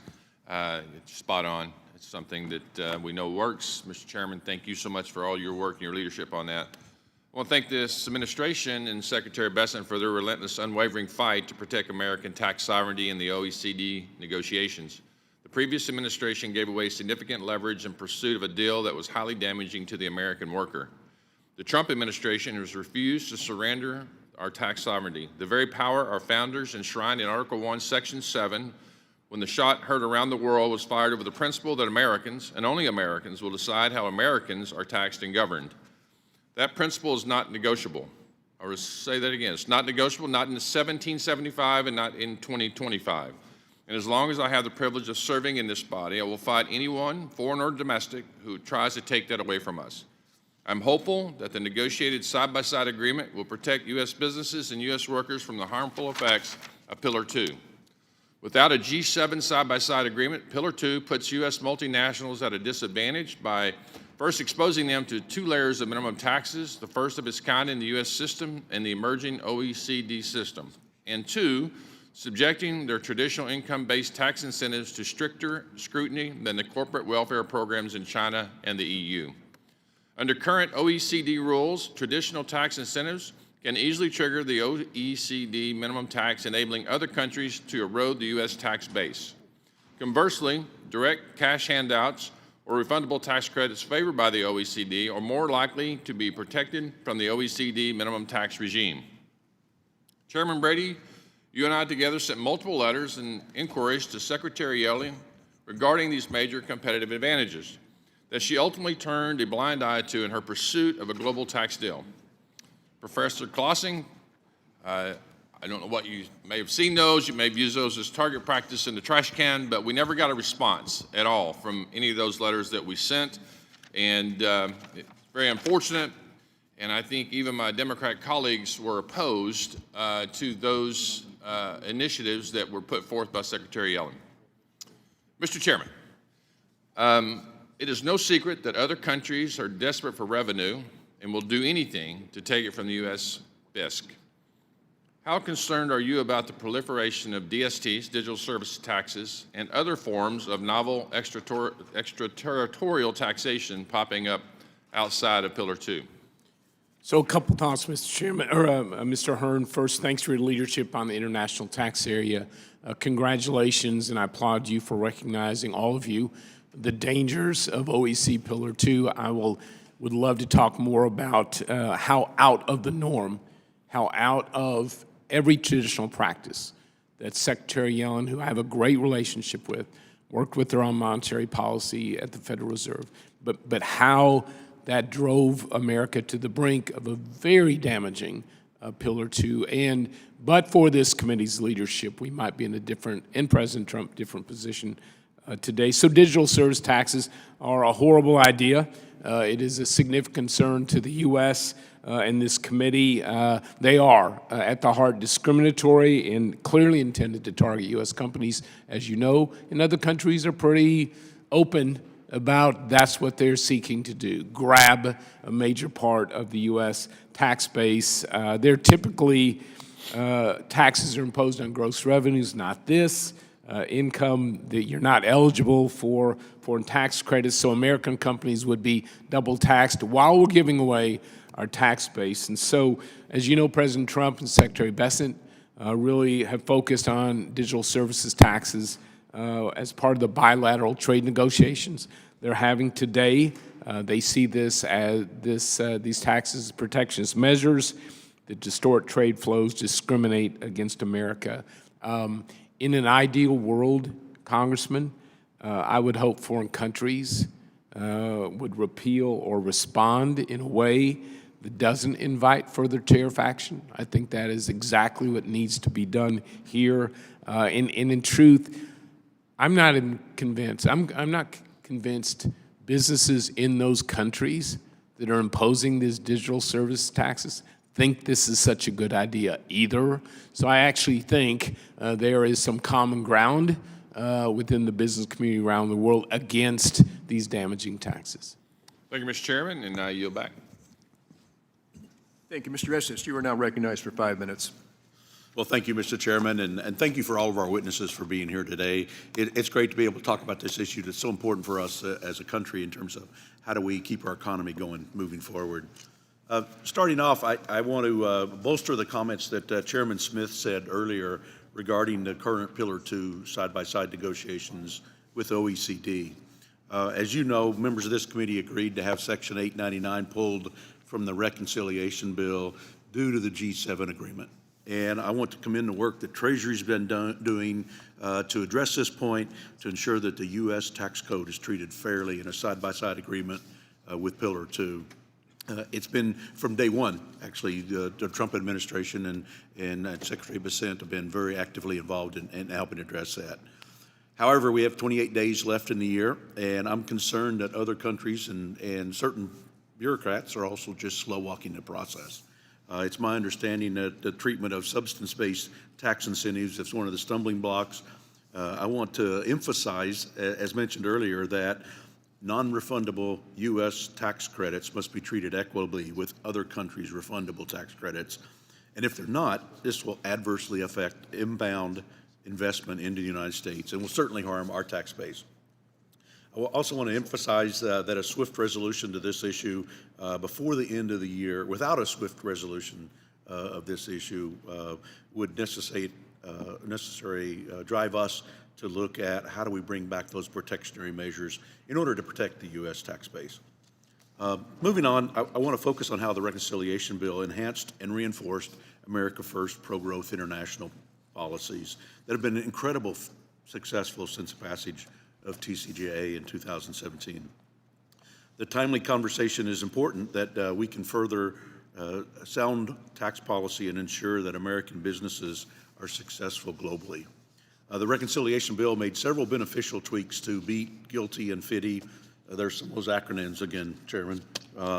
By locking in rates and simplifying the underlying calculations, and of course, coming up with some brand new acronyms in the process. I think there's further work that we can do in this space. Talking about BEAT, consideration of the high tax exemption and allowing deductions for payments already subject to U.S. tax would encourage businesses to bring more intellectual property back into the United States. With NCTI, or formerly GILTI, as the new acronym has been created, we would fully eliminate the foreign tax credits. We could eliminate the foreign tax credit haircut to simplify tax rules. And with the new acronym FDDEI formerly the FDII. Oh, only in government can you create that jumbled word salad.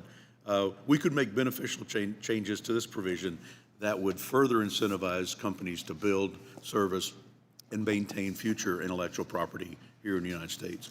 We could also enhance future investments in the U.S. by allowing taxpayers to deduct the cost of constructed assets as they occur, rather than waiting until completed properties placed in service. Chairman Brady, good to see you again as we talk through these issues. The working family tax cuts put us back on task to restoring immediate R&D expensing and full expensing for most domestic investments.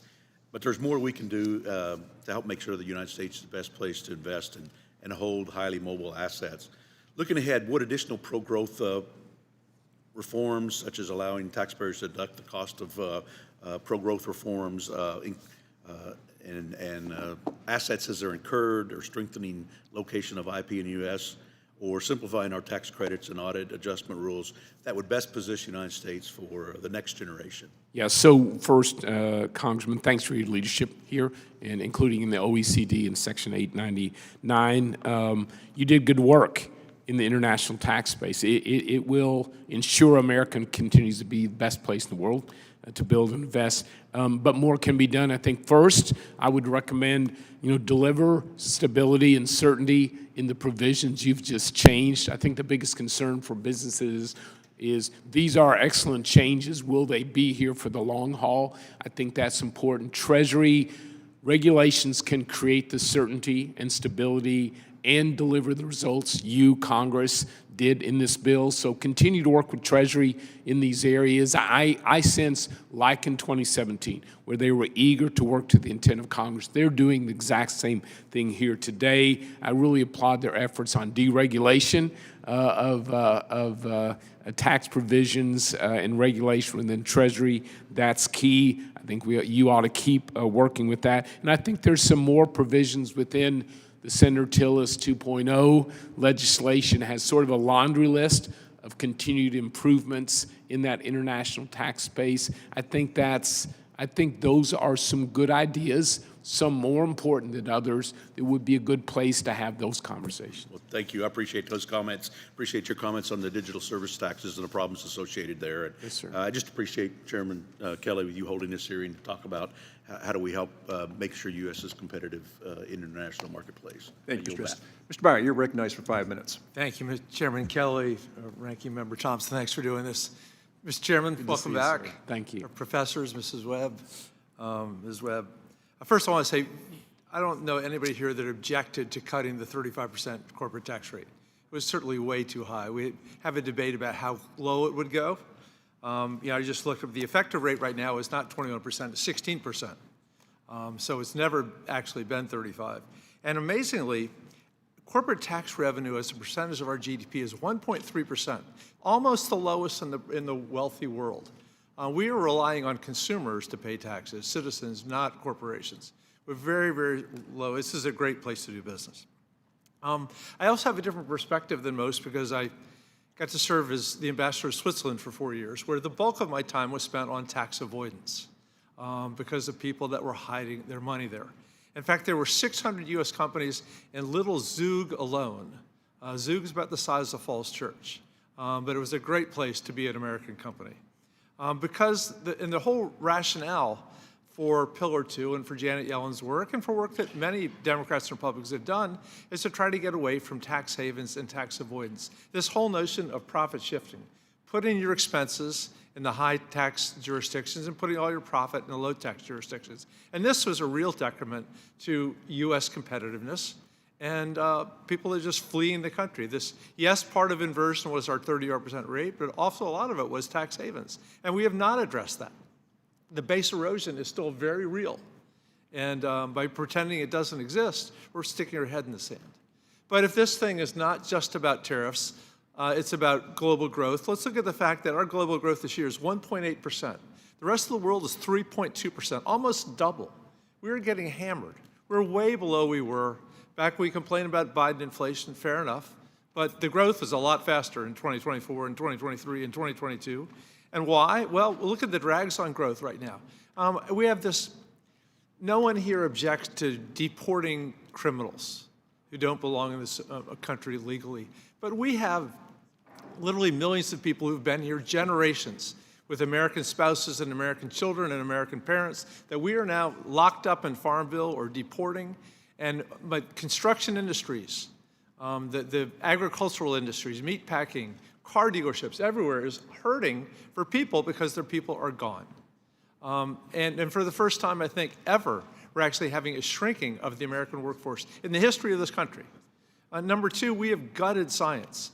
NHTSA, NASA, NOAA, EPA, the CDC, National Science Foundation cut by 56%.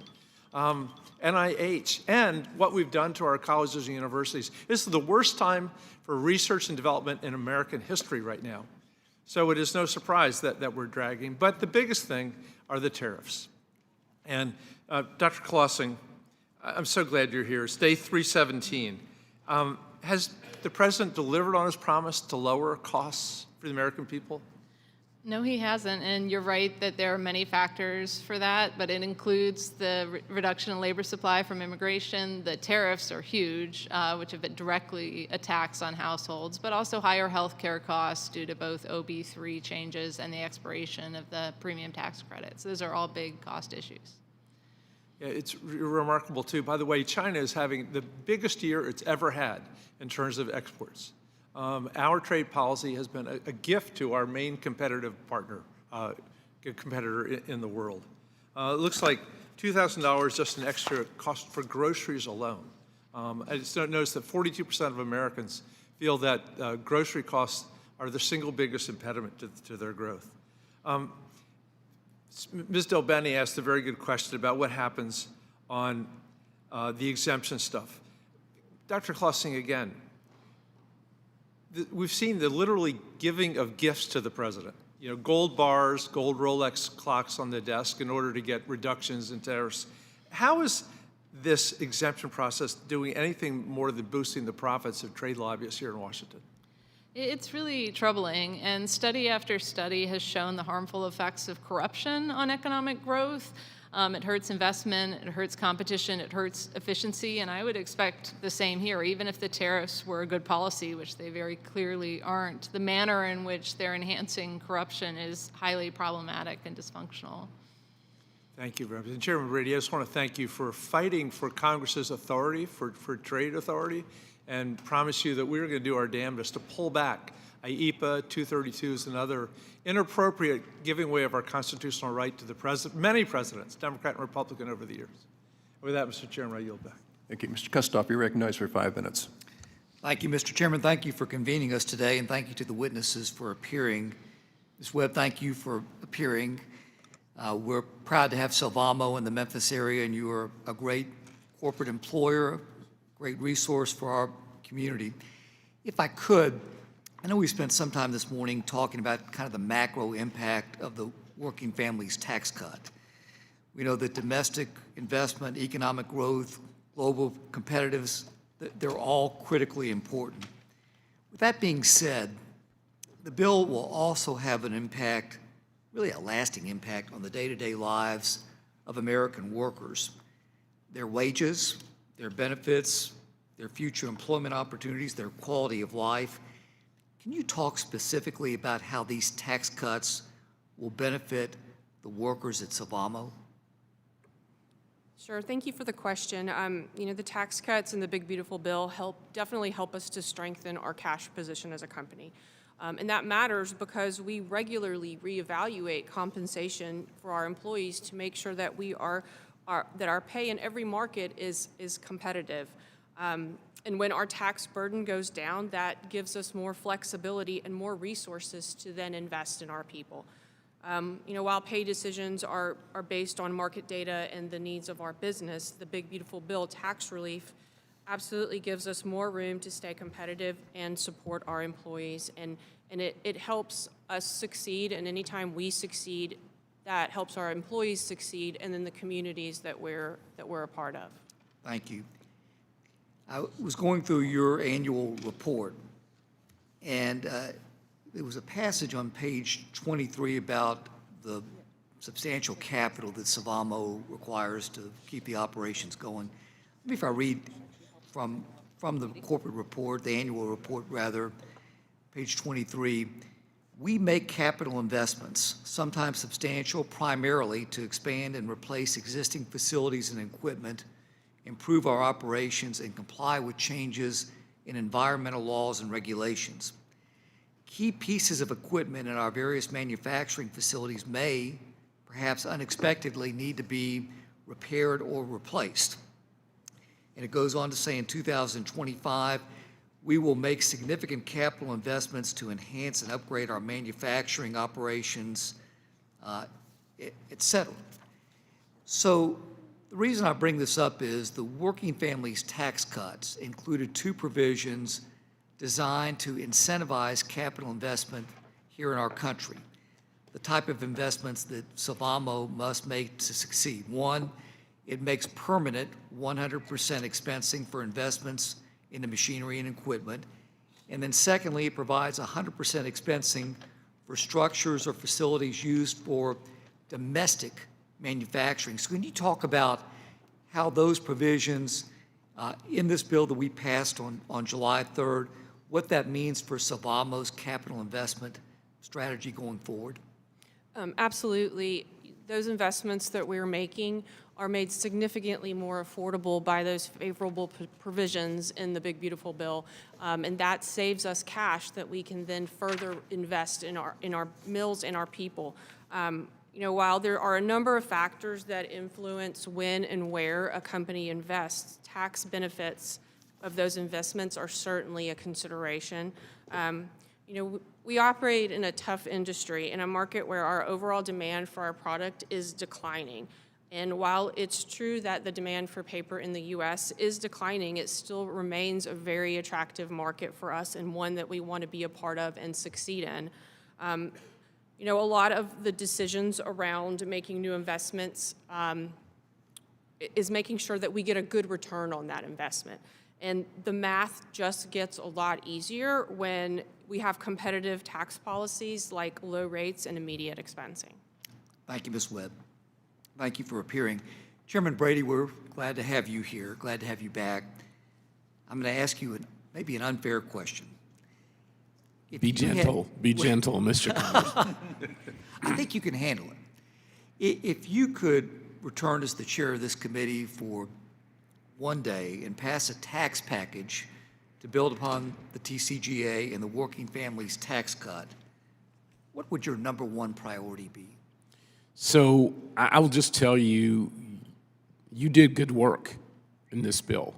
You did important work in this bill, both locking in these low rates for our businesses and families, restoring fully the three business provisions so pro-growth, but the improvements you made, the international tax, is going to translate into a much stronger economy and much stronger America here at home. So I will just tell you, and you did it in record time, beat every expectation there. So you have a great deal to be proud of in the work that you've just achieved.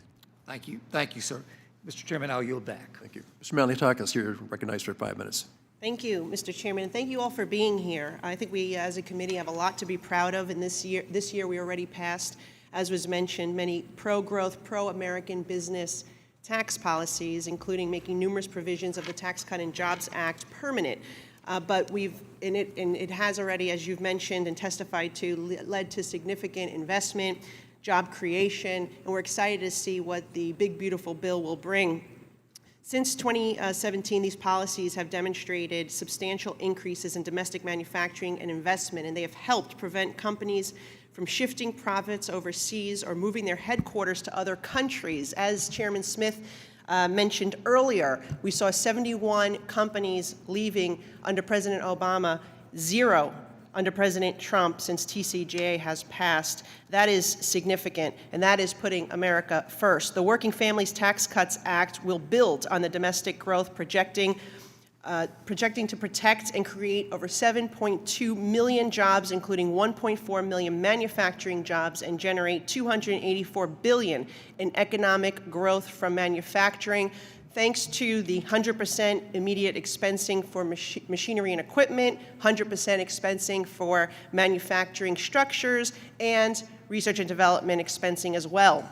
We've already seen, in just the first 11 months of this administration, working with Republican trifecta, we have already seen trillions of dollars in investment in the United States from all sorts of companies: Pfizer, Johnson & Johnson, AstraZeneca, Eli Lilly, Hyundai, Ford, Honda, Meta, Apple, NVIDIA. I can go on and on. These are companies that have each invested tens of billions, if not hundreds of billions of dollars each here in the United States, everything from expanding their workforce to whether it's expanding manufacturing facilities and their capacity to do here, make in America. It is fantastic to see that things are moving in the right direction. As was mentioned by my other colleague, inflation has come down 9.1% high under Joe Biden and Democrat control.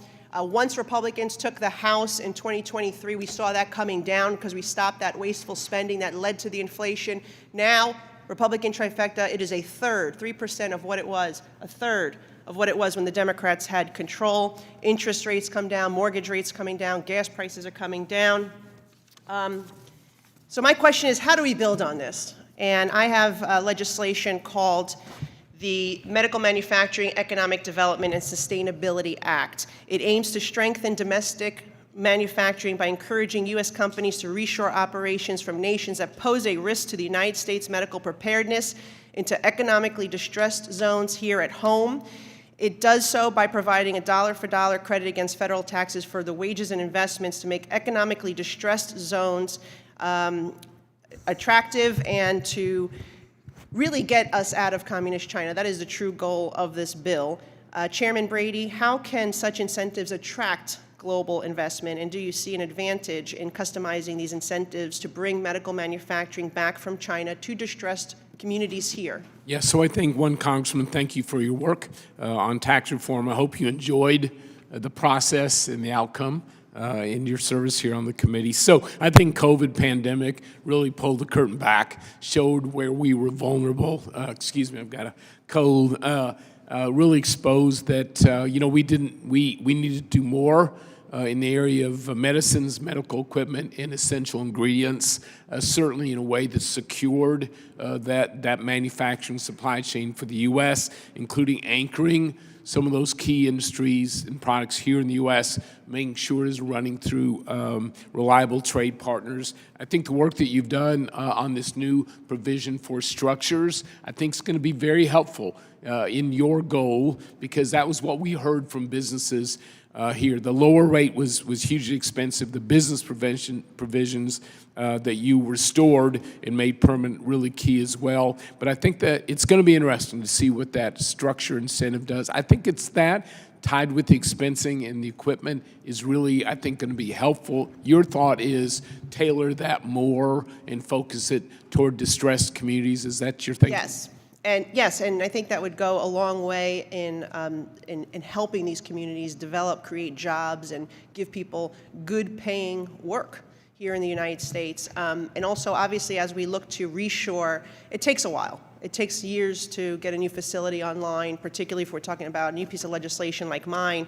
But we also need to have responsible trade policies. I have a Medical Supply Chain Resiliency Act that allows the President the ability to enter into trade agreements for medical goods with trusted trade partners by empowering the U.S. Trade Rep to enter its agreements, reducing barriers that actively discourage domestic manufacturing. What do you think of giving that the President more authority to work with trusted partners? Do you think that is a good way that we can couple trade with the tax incentives? You know, I think we're fortunate in that the authority the Congress over the years has given to the President is very expansive. Provides the ability, I think, to work with those trusted partners. I think, frankly, for affordability, for full supply, for the ability for the U.S. to be competitive in these industries against countries like China and other foreign competitors. I think the trade agreements like USMCA would be a great example of that, but others are really key to those resilient supply chains. And I think there's an opportunity now. I think the whole world understands where the president wants to go in those crucial industries and in products. Ms. Plaskett, you're recognized for 5 minutes. Thank you very much, Mr. Chairman. Of course, I want to thank the witnesses that are here, especially the former chair of the committee, the Honorable Kevin Brady, and to the professors and the other witnesses that are here giving us their expert opinion. Of course, this is very interesting. You know, as a lawyer, I know that 3 lawyers will come up with 5 different opinions, and it appears that tax policy and tax lawyers, tax experts will do the same in terms of different opinions given the same data and what it means.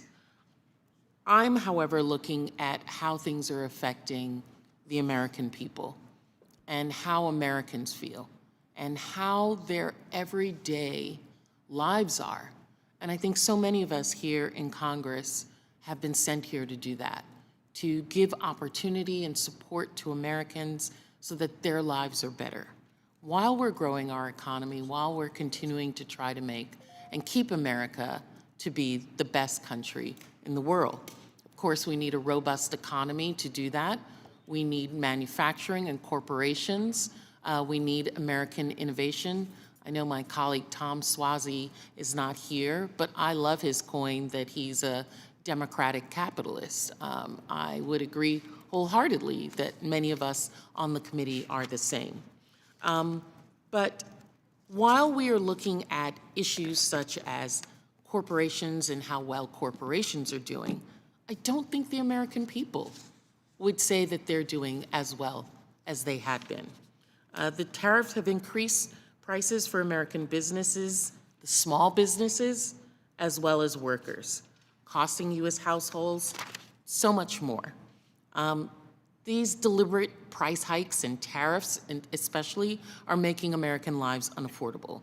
And I don't think, and we saw in 2017 with the Tax Cuts and Jobs Act, that while it helped corporations, American homes were not doing as well. And particularly in the Virgin Islands, I think we know that the provision authorizing the U.S. Virgin Islands Economic Development Program was affected by GILTI. Because oftentimes when tax policy is written, it seems to help corporations, but not in terms of thinking about those small individuals.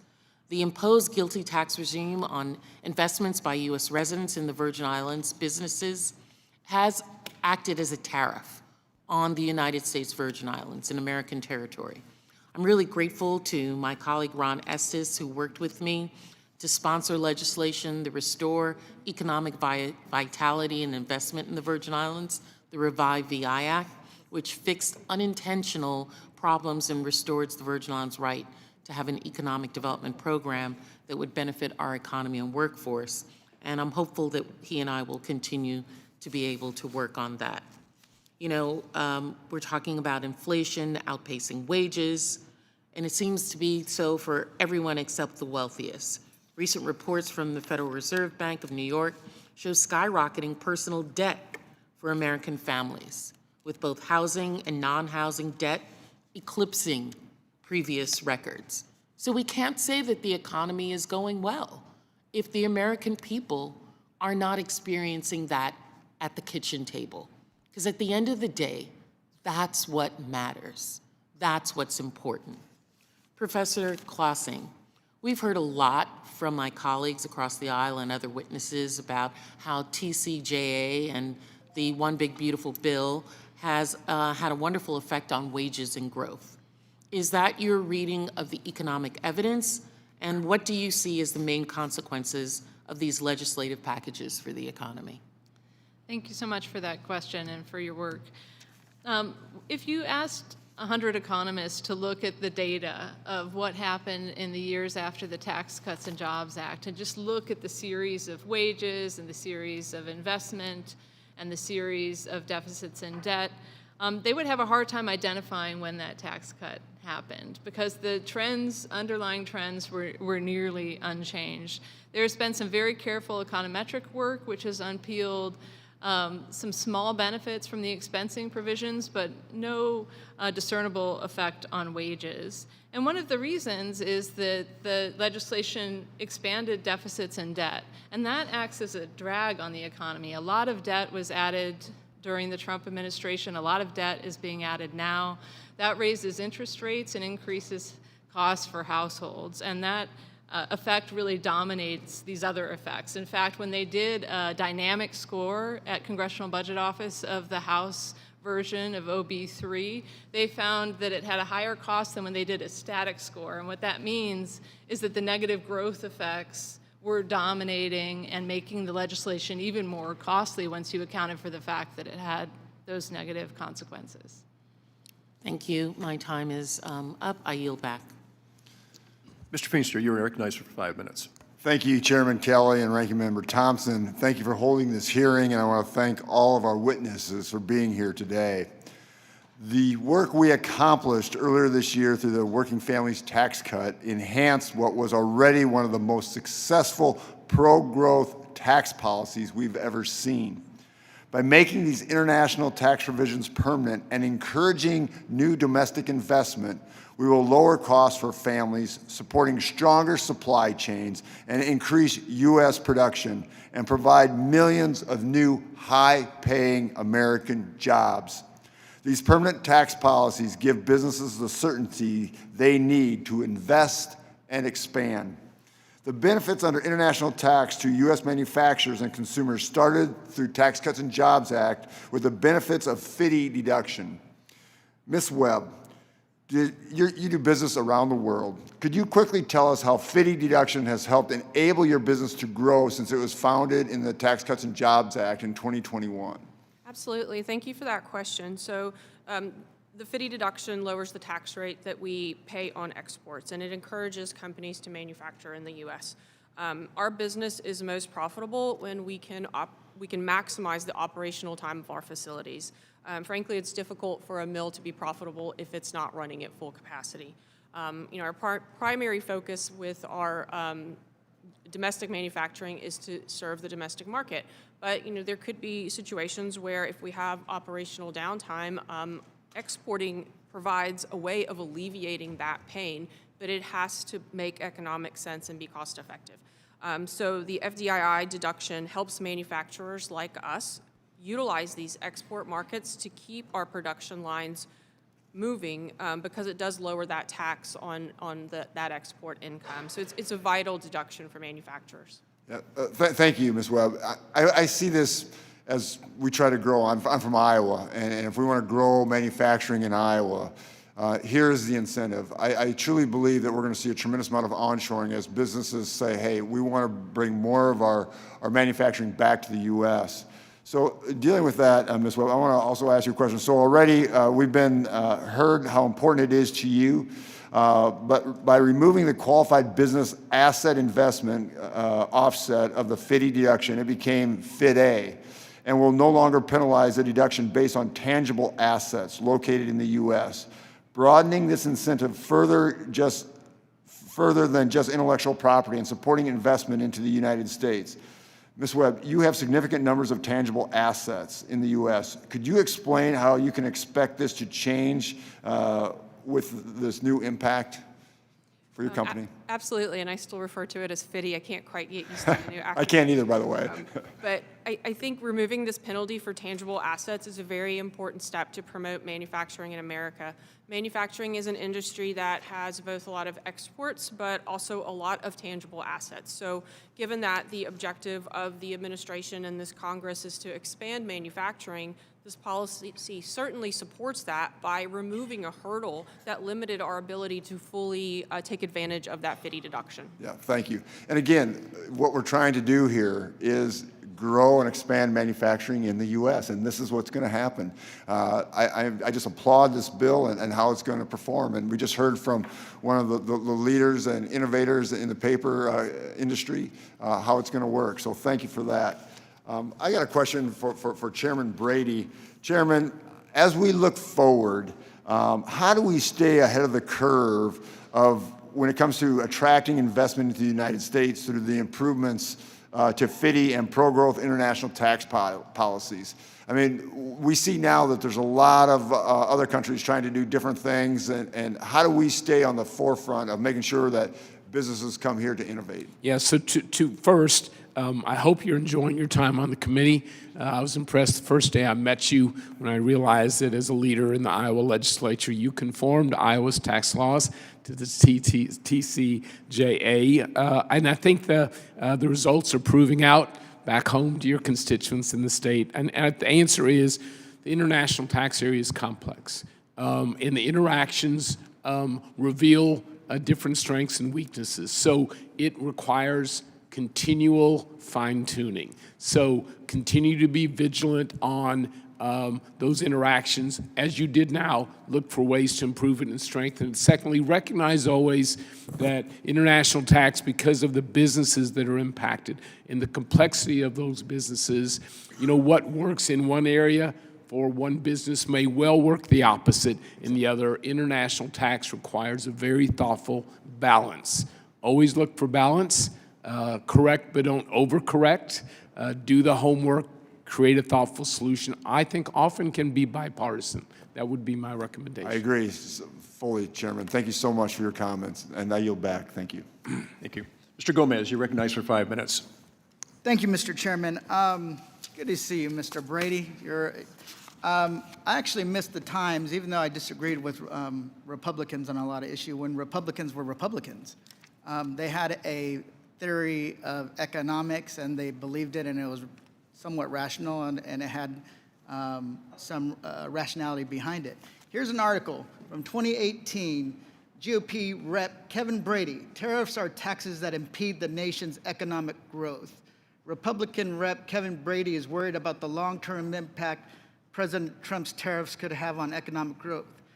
Tariffs are taxes, quote unquote, that impede economic growth. They pick winners and losers. We do worry about that. I'm assuming you still agree with that tariffs are taxes. So that's a simple yes or no. So, Congressman, I will tell you my views are very well known. I'm going to reclaim my time. And would love to have that conversation. Mr. Brady, I know you don't want to get in trouble or piss off some people out there, the president, with like speaking out of turn. But here's the thing. Tariffs are taxes. And that's what I want to talk about, how it's actually hurting the American people. We've seen it across the board. You're seeing prices increase across the board for families. Prices on groceries are up. You see car prices up. Housing costs are up. Up. And here's the thing, no matter what they say, and this is what I told even the Democrats last year, you might look at economic indicators and say things have improved. But if it's not improving in the pocketbooks of the American people, then you have a problem. If they're struggling to make ends meet, you have a problem. If you can't buy a car, you have a problem. And one of the statistics that we know that this quote-unquote investment in our country, this economic growth is not helping, is that fact that more Americans are defaulting on auto loans than ever before. These are working people that need their cars to get by.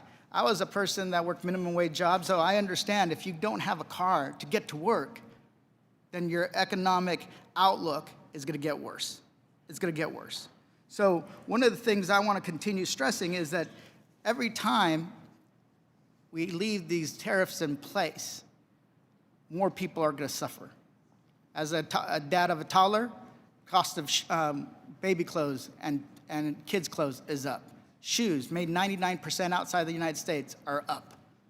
And yesterday, how many of you agree that when Donald Trump said that affordability is a scam, how many of you guys agree with that? Raise your hand. I mean, he's your president. So this is my point. Like, growth is good, but as if it helps people. Does it raise people out of poverty? Does it actually give them an opportunity to buy a house? Does it give them an opportunity to start a small business? Does it give them an opportunity to send their kids to college? Do they have health care that's affordable? Mr. Brady, and you and I know that we can reach trade deals that are good for the American people. We did that with USMCA, 394 votes in the House of Representatives, 90 in the Senate. I'm saying that we need to get back to the common sense economics that help create real growth. And this is also about our democracy. More people now, I think almost 70-something%, believe that their kids are going to do worse than the last generation. Worse. That's not a healthy democracy when you think the system is fundamentally broken, when you think that you can't get ahead if you play by the rules. What they start believing is burn it down, burn the system down. And that's not just on the left, that's on the right as well. So when we let ACA subsidies expire, you see prices go up, that's a problem. So we're gonna be pushing back because it's about how does it change the lives of people on the ground. When Trump had a chance to give $40 billion, only $20 billion it takes to extend the ACA subsidies, he took $40 billion and gave a bailout to Argentina. Then turned around, and Argentina then turned around and used it to cut a soybean deal with China. That's not America first. That's the working people last. And we need to get back to common sense policies. And we might disagree on the policies on how to do it sometimes, but at least the old Republicans had some rationality behind their policy making. With that, I yield back. Thank you. Ms. Miller, you're recognized for 5 minutes. Thank you, Chairman Kelly and Ranking Member Thompson, and thank all y'all for being here today and taking the time to testify. Under the guidance of President Trump, the United States has been a leader in global competitiveness, promoting pro-growth, pro-business, America First policies. The Working Families Tax Cuts strengthened and reinforced the successful policies from the 2017 Tax Cuts and Jobs Act.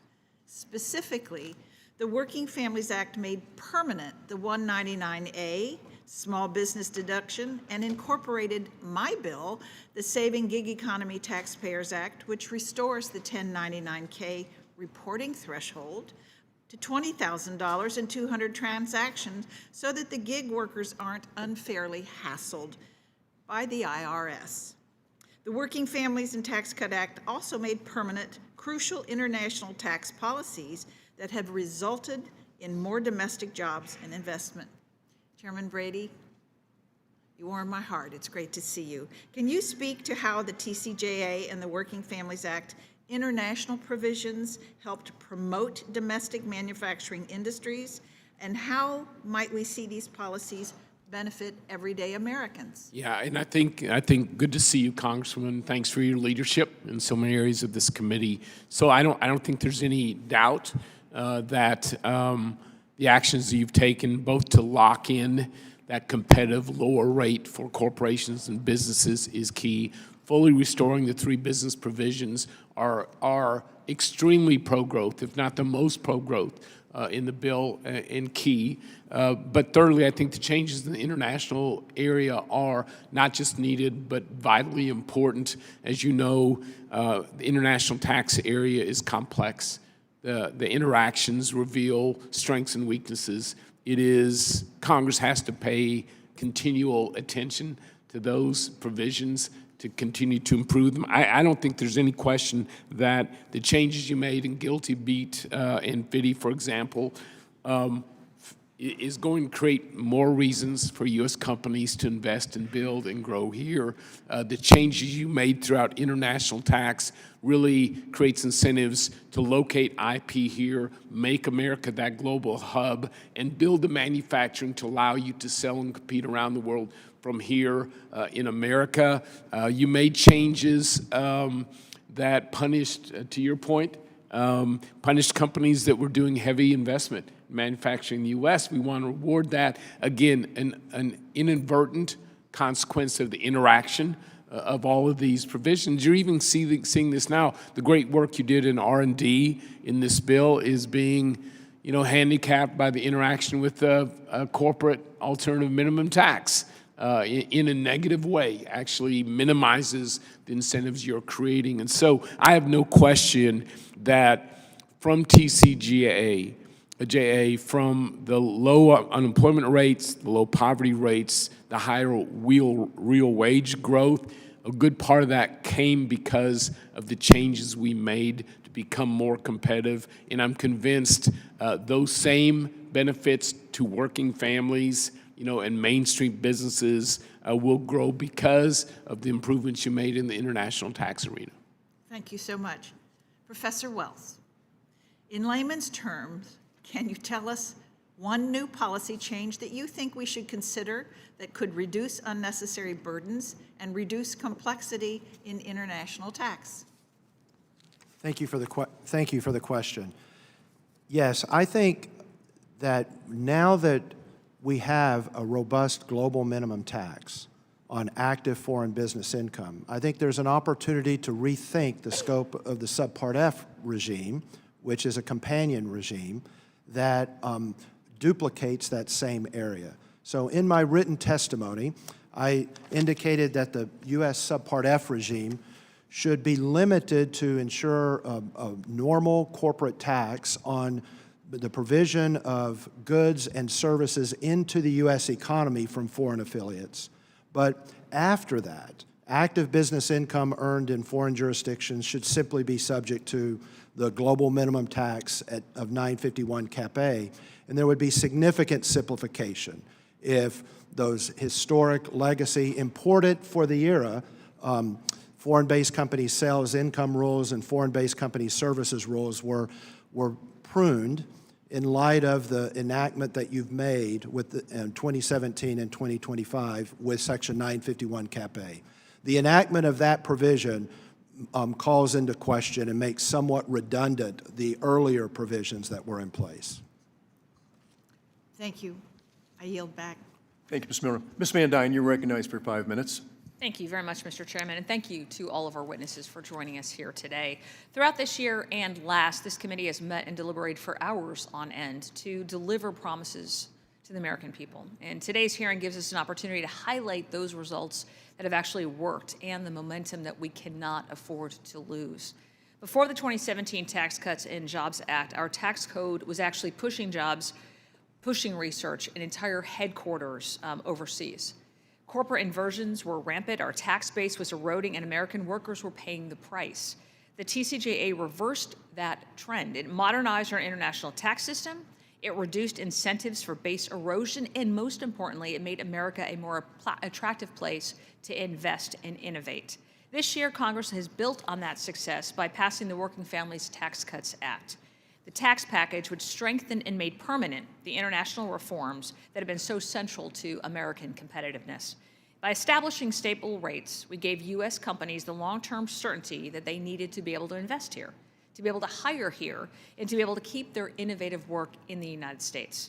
At the same time, we worked closely with the Trump administration to ensure that the United States maintains its tax sovereignty in the face of the OECD's Pillar 2 and digital services taxes. And I appreciate Treasury's progress toward a side-by-side arrangement that protects American workers and prevents foreign governments from imposing their taxes on U.S. businesses. This has been a core priority for this committee, and we must stay vigilant. Chairman Brady, it's great to see you back. Good to see you. I look at this picture every time that I'm in here, and while I love this picture, I really do think that the one that was presented to you by the Texas delegation, I hope you have that proudly displayed and would prefer to have that sometimes in here. Could we strike that from the record, Mr. Chairman?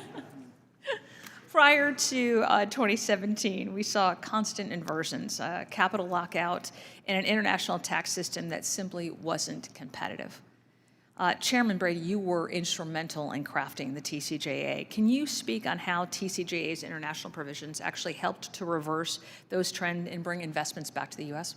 Yeah, so those inversions, those companies picking up and leaving or moving their headquarters or dragging along their manufacturing research out of our communities was the result of a outdated and uncompetitive international tax code. One from the Kennedy administration. In fact, our international tax provisions, if they were a person were old enough to qualify for Medicare.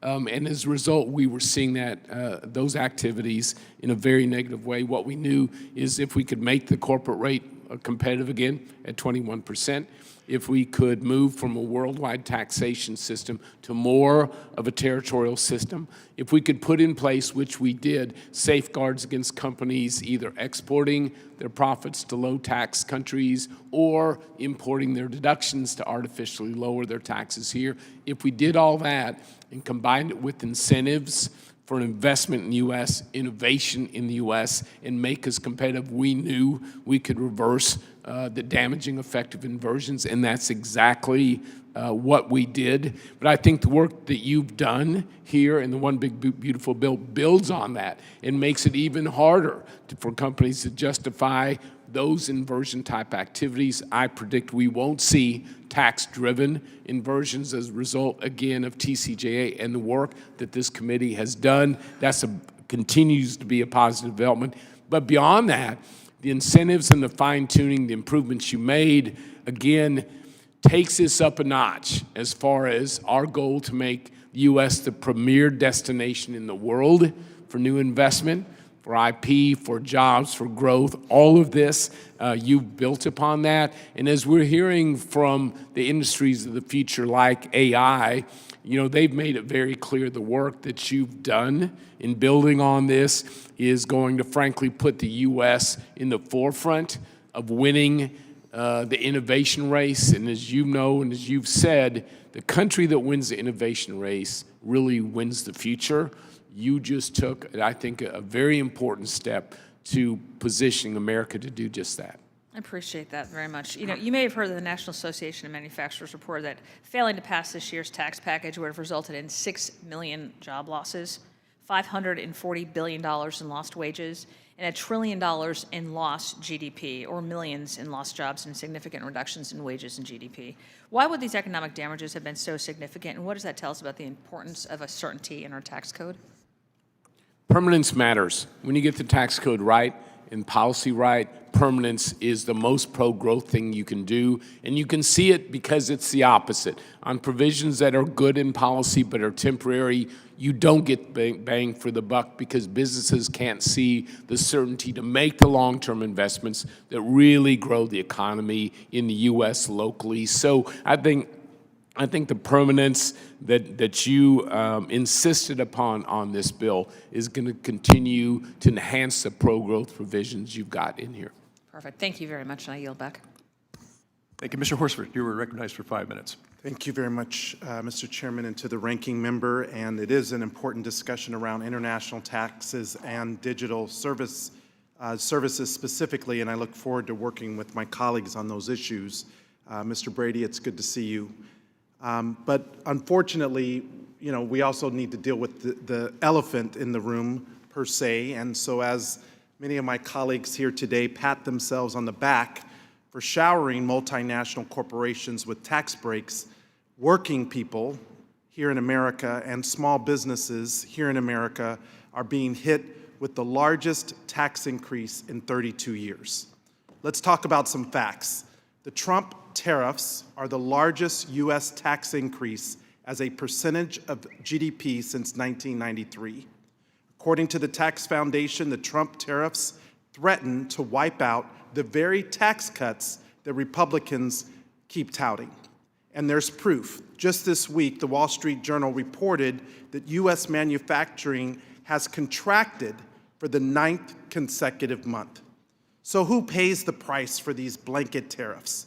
American consumers and American businesses. Let me repeat that. American consumers and American businesses are footing the bill and feeling the pain. And Mr. President, affordability is not a hoax. It is reality, and your policies are making life more expensive for Americans, not bringing down cost as you promised. So while Republicans praise themselves for helping the biggest corporations, let's remember that the average American household is paying an extra $1,700 this year because of these tariffs. That's $1,700 that could be used to pay groceries and rent or healthcare.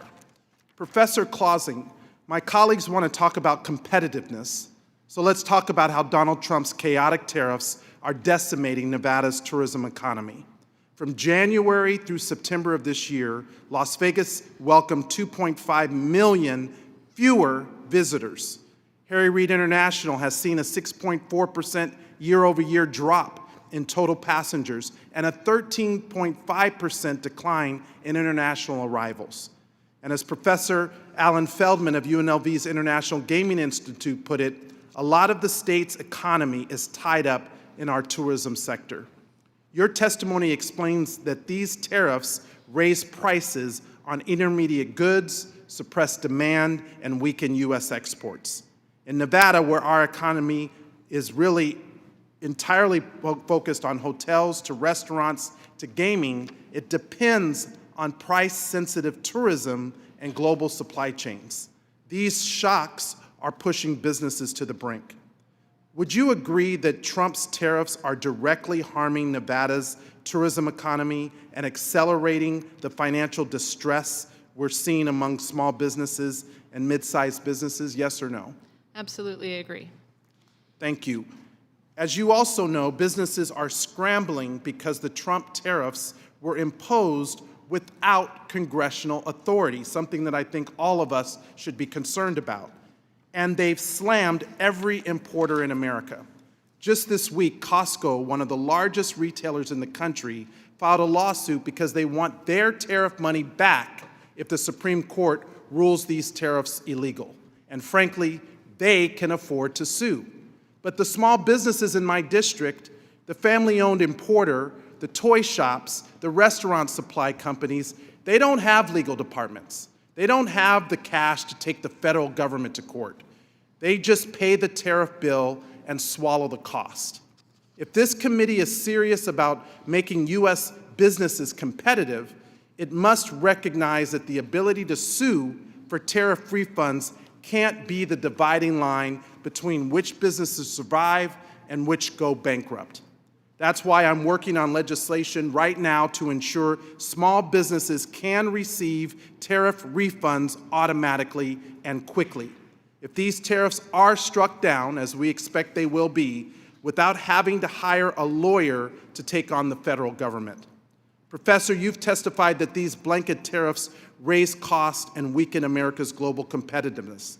In Nevada, small and mid-sized businesses are absorbing those costs, potentially without any path to a tariff refund. So how does our system, where only the largest firms can protect their tariff refund rights, distort competition and undermine U.S. firms operating in international markets? Thank you. Yes, the unleveled playing field is a very real phenomenon when it comes to tariff exemptions and the compliance costs associated with these tariffs. It's very hard to even figure out the rules, which are constantly changing, much more complicated than it used to be, and that's a higher share of cost for a small business than it would be for a very large one. And this is a more general problem in our tax code. If you look at the favorable regimes that we've provided for multinational companies, they get taxed at a much, much lower rate than domestic small businesses, which pay the full freight. So this is a systematic problem through which our tax code is encouraging market concentration. Thank you so much. I yield back. Mr. Moran, you're recognized for 5 minutes. Thank you, Mr. Chairman, and good morning to the witnesses. I want to thank you all for joining us here today to discuss the past, present, and our future successful international tax regime. Prior to the enactment of the 2017 Tax Cuts and Jobs Act, the U.S. tax system was experiencing a fundamental lack of competitiveness due to America's last policies, in my opinion. These policies led to several detrimental economic trends that eroded the tax base. 3 specific ones come to my mind. First, companies frequently shifting income outside the U.S., leading to persistent base erosion. Second, tax-motivated corporate inversions. And third, capital lockout, where capital was trapped offshore and not being invested domestically. Congressional Republicans and President Trump saw these consequences and decided to put the bad policies to rest.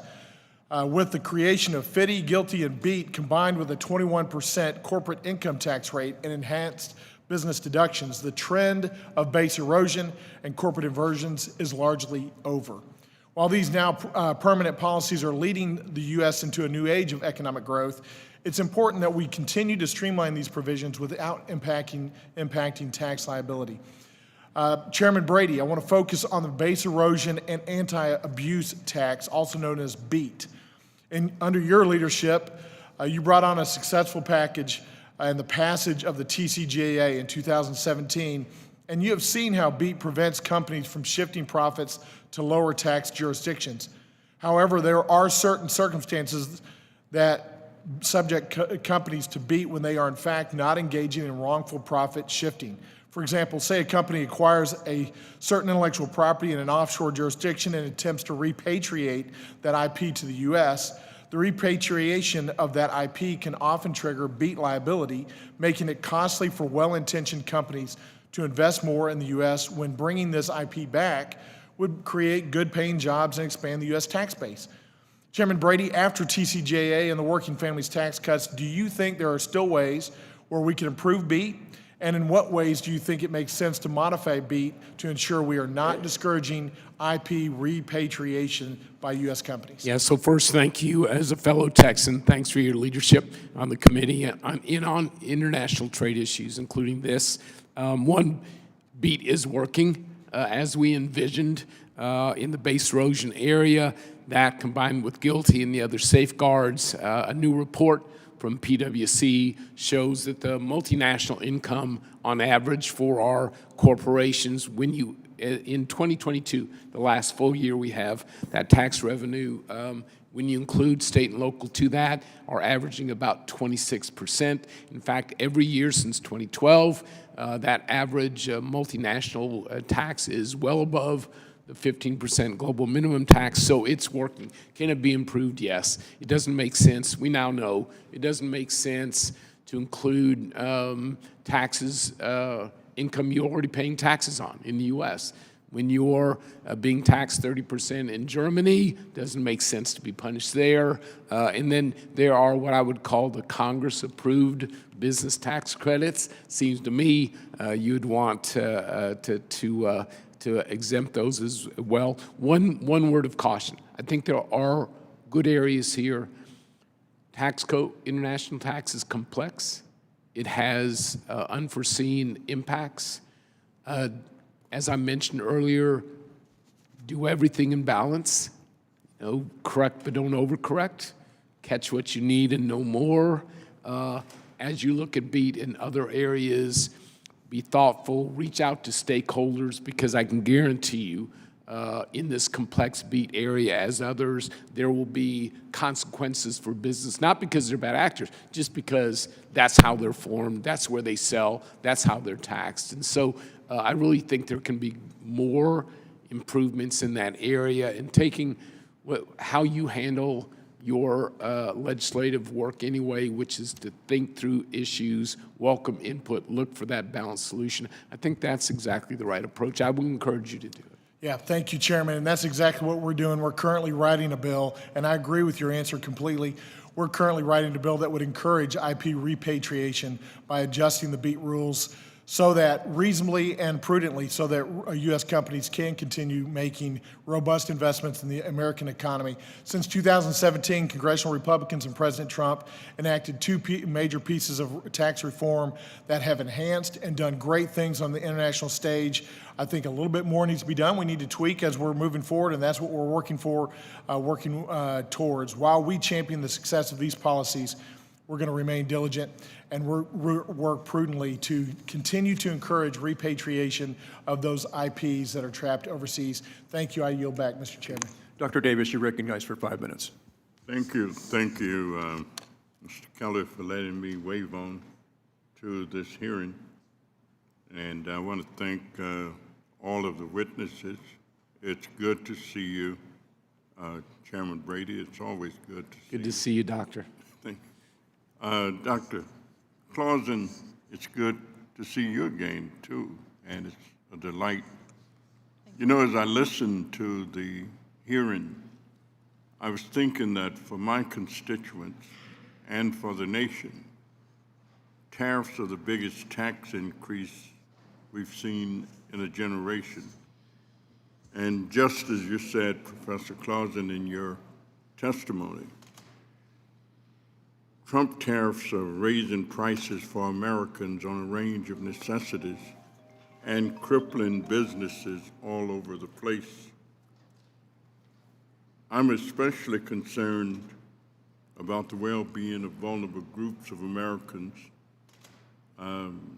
such as foster youth, senior citizens, and others who have limited resources and who face challenges in responding to sudden price increases in essential goods. Professor, could you tell us, how do tariff-related price increases for food, housing, utilities, and prescription drugs affect vulnerable foster youth, seniors, and others who have limited income? Thanks so much for that question. I think it's a very important one. Tariffs are particularly damaging for the lowest income Americans. One study finds that the burden as a share of income is 3 times higher for the lowest decile than it is for the highest decile. And one estimate is that the 2025 tariffs will put an additional 650,000 to 800,000 people below the poverty line because they will be taxed below that level by the higher prices. These higher prices are substantial. Estimates indicate textiles and clothing prices will rise by 14%, motor vehicle prices by 13%. This can amount to costs of thousands of dollars for U.S. households and particularly hurt those that are most vulnerable. And let me ask things that sometimes we don't think about is how does this affect the cost of child care, for example, just simply child care? Yeah, so any good that is becoming more expensive will impact the whole economy, and in childcare uses traded goods too. But there are a lot of other policies in play right now that are also increasing the cost of childcare. Utilities are becoming more expensive, due in part to the phasing out of the clean energy subsidies. Healthcare is becoming more expensive as the premium tax credits go away and as Medicaid is going to be cut. SNAP is being cut under this new OB3 bill, and labor is becoming more expensive due to these immigration crackdowns, and I think that those policies, the moral implications, I think, are particularly serious, but the labor force implications are serious as well. And when you take that whole portfolio of policies, it's all raising costs for childcare in addition to the tariffs. You know, all that I've been hearing is that I'm trying to find out who benefits. We know that consumers don't. We know that producers, like farmers, who can't sell their crops or can't distribute what they've produced, all of these are losers. Who are the winners? Yeah, Who benefit? That's a good question. I mean, I think partly tariffs are invitation for political corruption. And so at times, if one company can get an exemption when their competitors don't get an exemption, they may have an advantage in the marketplace. Or there might be certain sectors where the tariff provides temporary protection and they're able to, you know, sell a little bit more. But we find even that when you put tariffs on things like steel, right, that you might create an extra 1,000 jobs in the steel industry, but studies suggest that costs you tens of thousands of jobs in the industries that use steel. And I think one of the big costs that we haven't talked about here today, but is really important, is the cost to the international relations of the United States, too. We've alienated some of our closest trading partners, countries like Canada, Japan, Korea, Europe, that have stood by our sides and been great allies in all sorts of ways. And one of the reasons that Congressman Horsford sees less tourism in Nevada is because public sentiment in those countries is turning against the United States, in part because of this harmful trade war. So it's very hard to find winners, and I don't really see any. Thank you very much. Thank you all, Mr. Chairman. Thank you, and I yield back. Thank you, Doctor. I want to thank everybody for coming here today. I mean, I know you give up a day of your life on what you do every day, and you kind of walk away from that and make your way down here. Sometimes it's not a cheap trip. Thank you so much for being here today. The other thing I want to recognize right now, we have a staff behind us who does incredible work getting us ready for all of these hearings. And they're the unsung heroes on this. We kind of go by, yeah, fine, we all got that, and we get our moment of being on TV and talking about how great we are, but we don't talk about the people who do all the work. And I just want to let the staff know, on both sides, how much we appreciate the work that you do. So, thank you. So now, please be advised that members have 2 weeks to submit written questions to be answered later in writing. Those questions and your answers will be made part of the formal hearing record. With that, the subcommittee stands adjourned. Forgot to tell them any car they